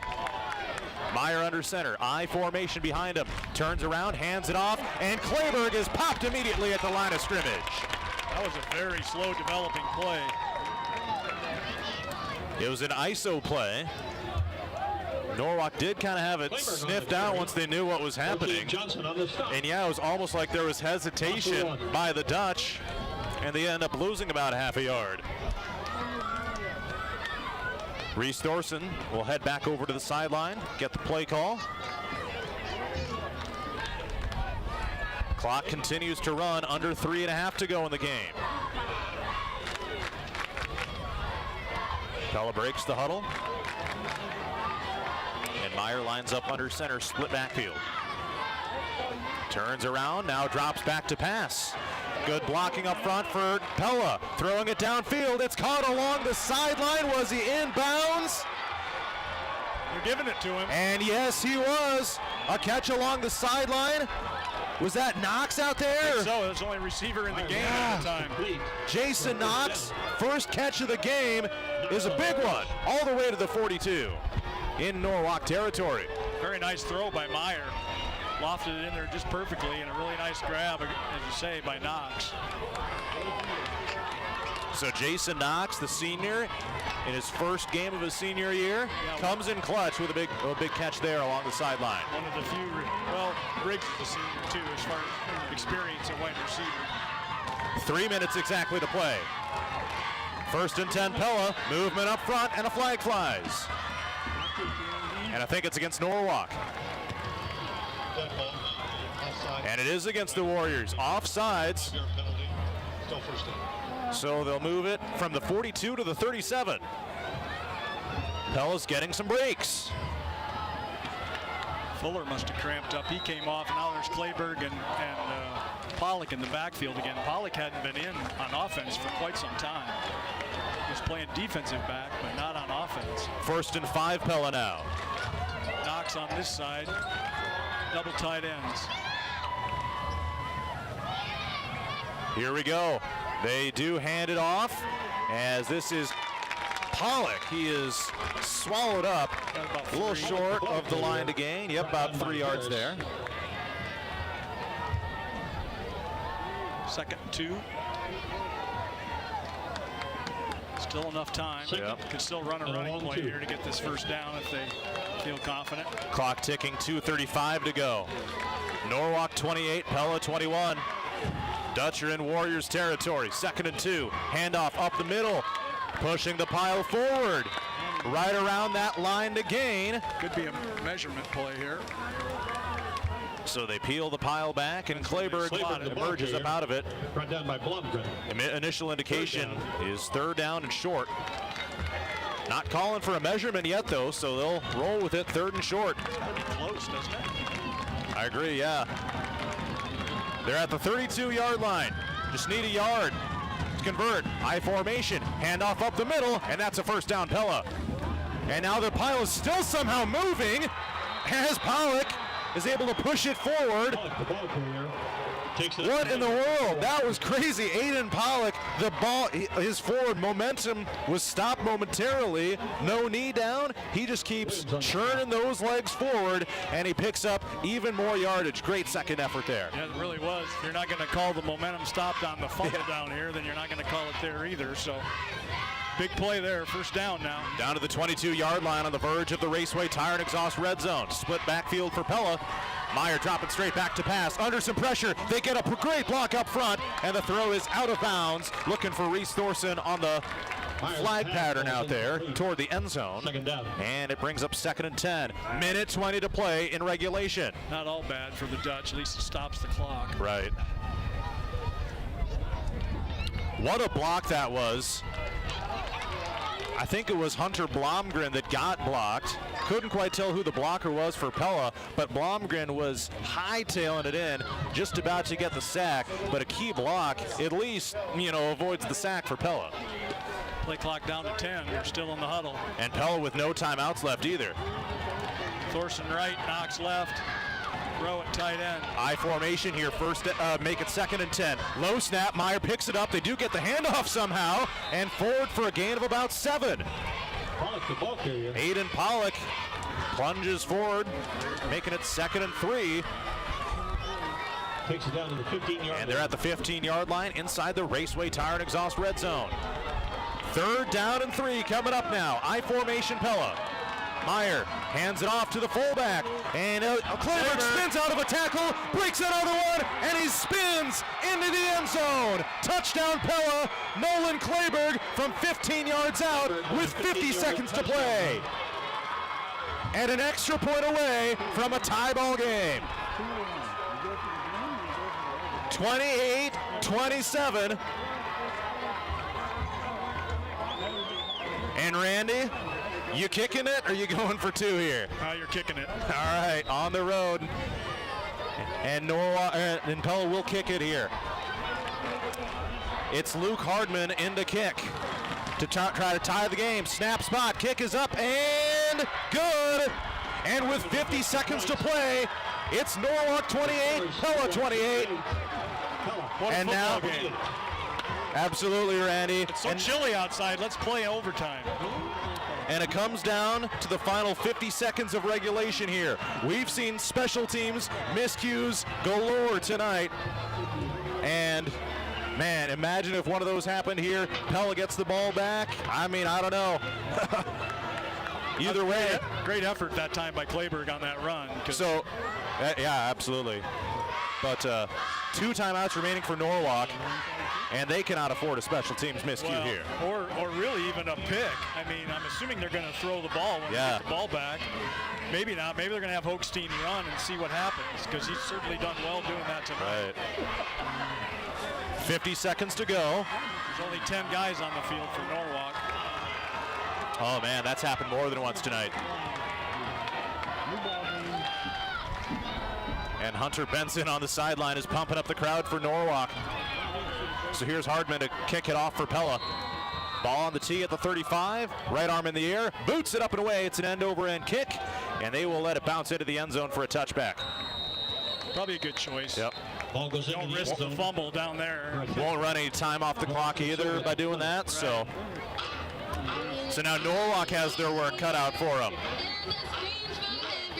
The Kleberg touchdown and the extra point tied it up here with 50 seconds to go, and it's 28-28. Norwalk with the football at their own 20. And you wonder how aggressive Norwalk is going to be here. Well, they're going to have to, I would think they're trying to throw it. They've had some success passing. Hochstein's done better running, but. So here we go, trips to the near side. It's Hochstein in the shotgun. He takes the snap, dropping back, receivers going deep. Got an open guy, rolls out to his left, pump fakes, and now he takes off upfield and runs out of bounds after a gain of 3 or 4. Rowe tried stripping the ball. That was a good idea. And that took 9 seconds off the clock, down to 41. The ball around the left side. Wow, too many. 4, 6, 7, 10, 12. 20 carries so far for Hochstein. 48 yards. 2nd and 7 now for Norwalk. 41 seconds to play in the game in regulation. 28-28. Norwalk and Pella all tied up. It's been a competitive football game here in the in the third, aside from the first quarter, in the last 3 quarters, it has been a competitive football game. And believe it or not, Norwalk led this game at one point 21-0. It was looking Quickly. it was really quick. And it was looking like Norwalk was going to get out of here with an easy win, and Pella has stormed back. They tied it up at 21, and Norwalk has not trailed. And still, a Pella player is down on the field. I hope that's just a cramp. It's been down for quite a while. And of all the games on our network of 6 stations and streams tonight, I'd have to imagine this one is probably the game of the night. We'll take a look at the Marion County Bank Radio scoreboard. PCM on top of Davis County, 24-6. 11-12 to go in the 4th. Indianola beats Ankeny Centennial 42-14. And what else we got here? Does look like a cramp. He's getting up now. So Newton defeats Knoxville 41-0. It's Connor Vanderwerf with a cramp. So he will head to the sideline. We're knotted up here. 28-28 with 41 seconds to play. And Norwalk with 2nd and 7 at their own 23. Pella cannot stop the clock anymore. They have no timeouts. Norwalk with 2. So the injury timeout over with. 3 receivers near side. Hookstein in the shotgun. Gets the snap, dropping back to pass. Great protection there in the pocket. Flushed out to his right now. Looking to throw it at the line of scrimmage. Heaves it down the field. Wide open receiver. Just overshoots Kyler Rodman. He had a wide open path to the end zone. And it's incomplete. Just too long. Yeah, the defensive backs for Pella were all deep. Keep playing prevent coverage. Then it looked like it was a running play. They all started to come up. That was a mistake. Until he crosses the line of scrimmage. Let him run for 20 yards if you want to, but don't let him throw it over your head. So 31 seconds here. If it's a Norwalk incompletion, they'll have to punt and give Pella time left. Not much time, but right. Yes. And if you run it, keep it in bounds, then you go to overtime. Man, it's decision time for Coach Paul Patterson and the Norwalk Warriors. How they want to handle this. And there it is, another vision for less timeout called by Norwalk. They have 1 remaining. I think they have to decide, like you just said, exactly what you just said. Do we want to risk another incomplete pass and punt it away? Right. So it wouldn't surprise me if Hoekstein takes it down and runs with it. Even if he doesn't get the first down, they can just let the clock run. Right. Yeah, 31 seconds left. I mean, they could even take a knee if they wanted to, right? Like, because... Well, unless maybe it's a 25-second play clock. But whether it's 25 or 40. But if he went on a run, for sure, it would get past the play clock and it'd be the end of regulation. So are you a riverboat gambler or not?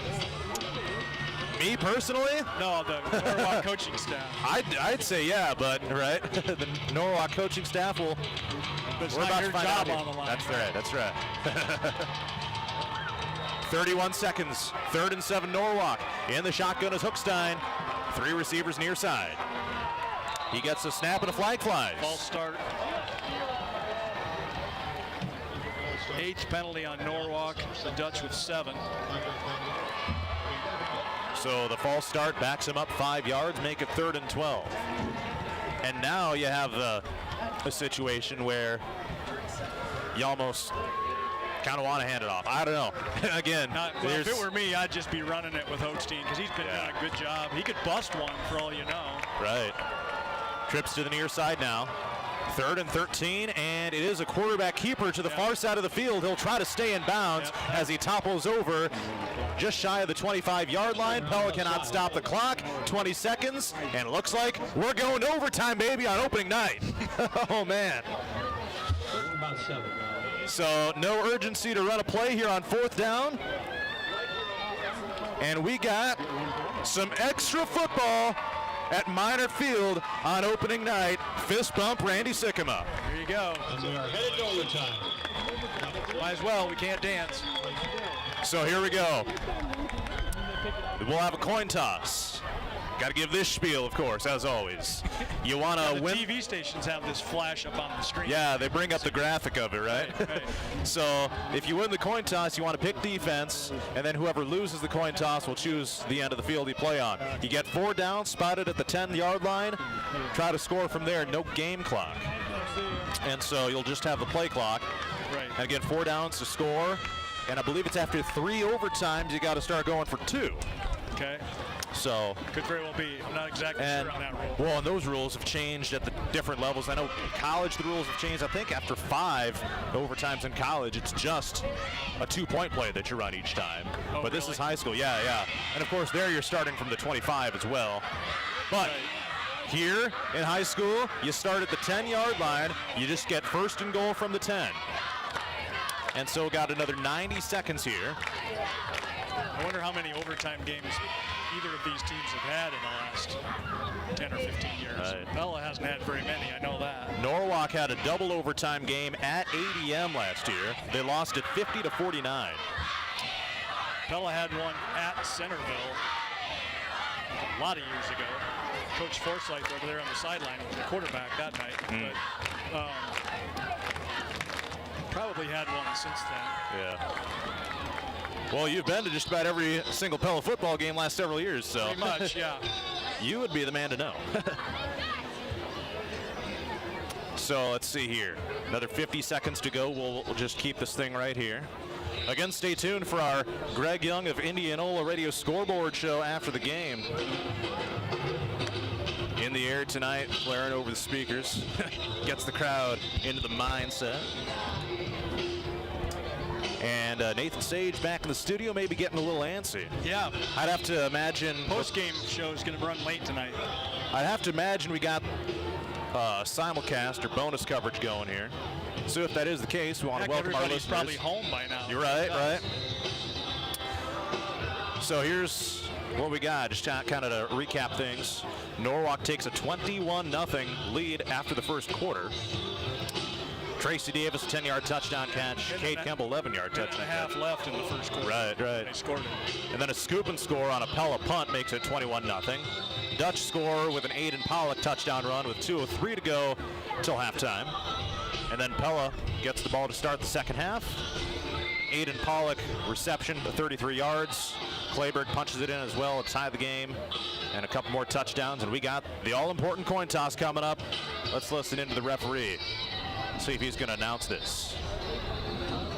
Again, you want to choose defense if you win the toss. 99.5% of the time. Right. Unless you're Bill Belichick and you got some crazy strategy up your sleeve, but it doesn't sound like they're going to be announcing the coin toss, which still defining what's heads and what's tails. No, they're probably telling them the rules that you set over the air. Giving them the old OT spiel. Yep. We'll run through it again. There's the toss. Okay, there's the toss, and it's like Norwalk won.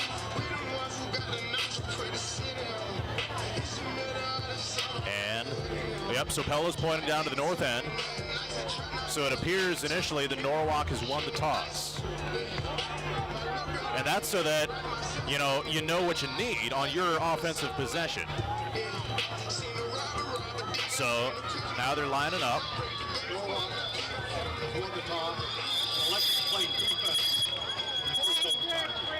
There you have it from the referee. Norwalk wins the toss. They're playing defense first. And playing at the north end of the field. Here we go. I'm standing up. Well, is that because of the breeze, you think? I wonder what difference it makes. I suppose the breeze a little bit. Not much of a breeze left. All right. I bring a third copy of the drive chart for a reason. And it's coming in clutch. Overtime. So Pella has possession first. And they are taking their time getting up to that north end. So here we go, 28 our score. And let's see what ends up deciding this game ultimately. It's been an entertaining second half after it was looking like Norwalk was going to... Knox wide, double tight ends. Looks like Pollock and Clayberg in the backfield. Just what you'd want in these crucial moments. Meyer under center, turns around, hands it off to Pollock, turns around, tries to spin out of a tackle. Forward progress is stopped, and Aiden Pollock with a short run there off left tackle. No gain, actually. No gain on the play. So second and goal from the 10.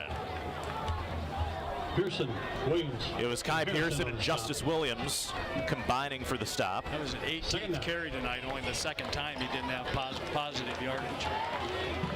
Ball spotted just left of center on the 10-yard line. Another split backfield. Meyer under center, dropping back to pass, throws it on a slant route to the end zone, incomplete. No flags on the play. Looking for Jason Knox on the slant. Meyer's pass falls. He had inside route on it. It looked like the defender slapped down at his chest before the ball got there. Third down. So now it's third and goal from the 10. And he had Knox on that right side slant pattern. Just couldn't quite haul it in. And now it's third and goal from the 10. Meyer under center, a receiver to either side. And now he rolls out to his right, under pressure, evades a sack, and now he is ultimately brought down at the 17. A great push up front from the Norwalk defensive line, and the Warriors get a big stop. Braden Pearson, among many others, in there on the stop. Yeah, that was a blitz from the outside linebacker. No one picked him up. He came through completely untouched. Meyer tried to spin out of it. And now it's fourth and goal from the 17, and the field goal unit out for Pella. Yeah, I'm surprised we're trying 30. I guess maybe that's why we took the win, huh? Yeah, it's going to come in clutch here. So they will spot the ball at the 24, so it'll be a 34-yard attempt for Luke Hardman of the Dutch. Here's the snap, spot, center of the field, kick is up, got the distance, and it is good. And Pella takes their first lead of the game 34-yard field goal in the first half of the first overtime. 31-28, a 34-yard field goal by Luke Hardman puts the Dutch on top. And now Norwalk will play offense on the north end of the field, and they at least need a field goal. But at the same time, it takes a lot of pressure off Norwalk, knowing that a touchdown wins it, rather than now trying to tie it, Randy. Right. Pella leads now for the first time tonight, 31-28. But it's all up to Norwalk now. They basically control their own destiny here on this series. First and goal from the 10. And now going in motion is Jackson Campbell. Hookstein, low snap, gets it under control. It is caught for the touchdown! Norwalk wins it! And the black jerseys storm the field! Norwalk wins the game on the overtime touchdown.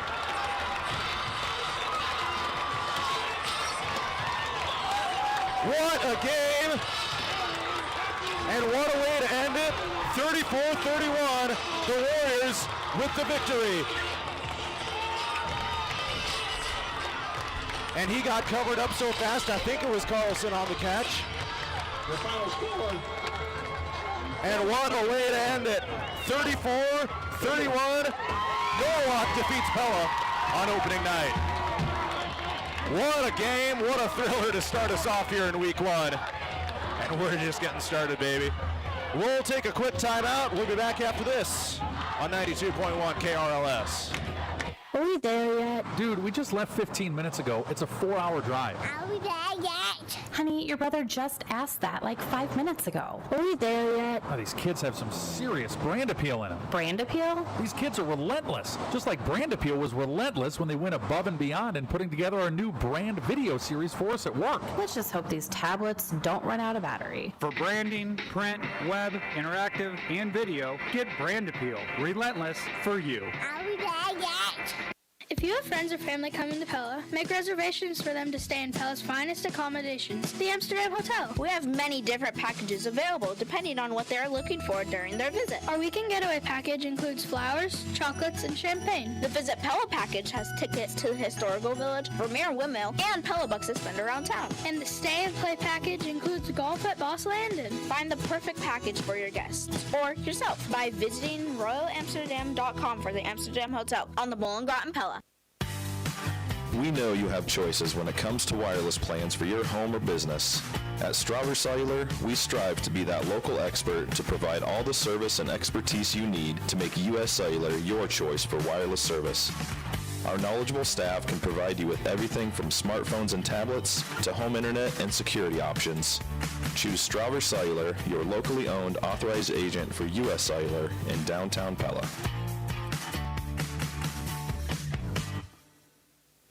In today's active real estate market, you can rely on the mortgage loan experts at Marion County Bank. Hi, I'm Diane Rosa. And I'm Christy Bennett. Diane and I are with our Pella office, ready to help you with your real estate lending needs. If you are considering buying, building, or remodeling your home, we can help you find the right loan. It's what we do best. We can even help you with the pre-approval before you start looking for a new home, making shopping for your dream home that much easier. So come visit with us, the largest mortgage lender in Marion County. Marion County Bank, serving you, building community. Member FDIC and equal housing lender.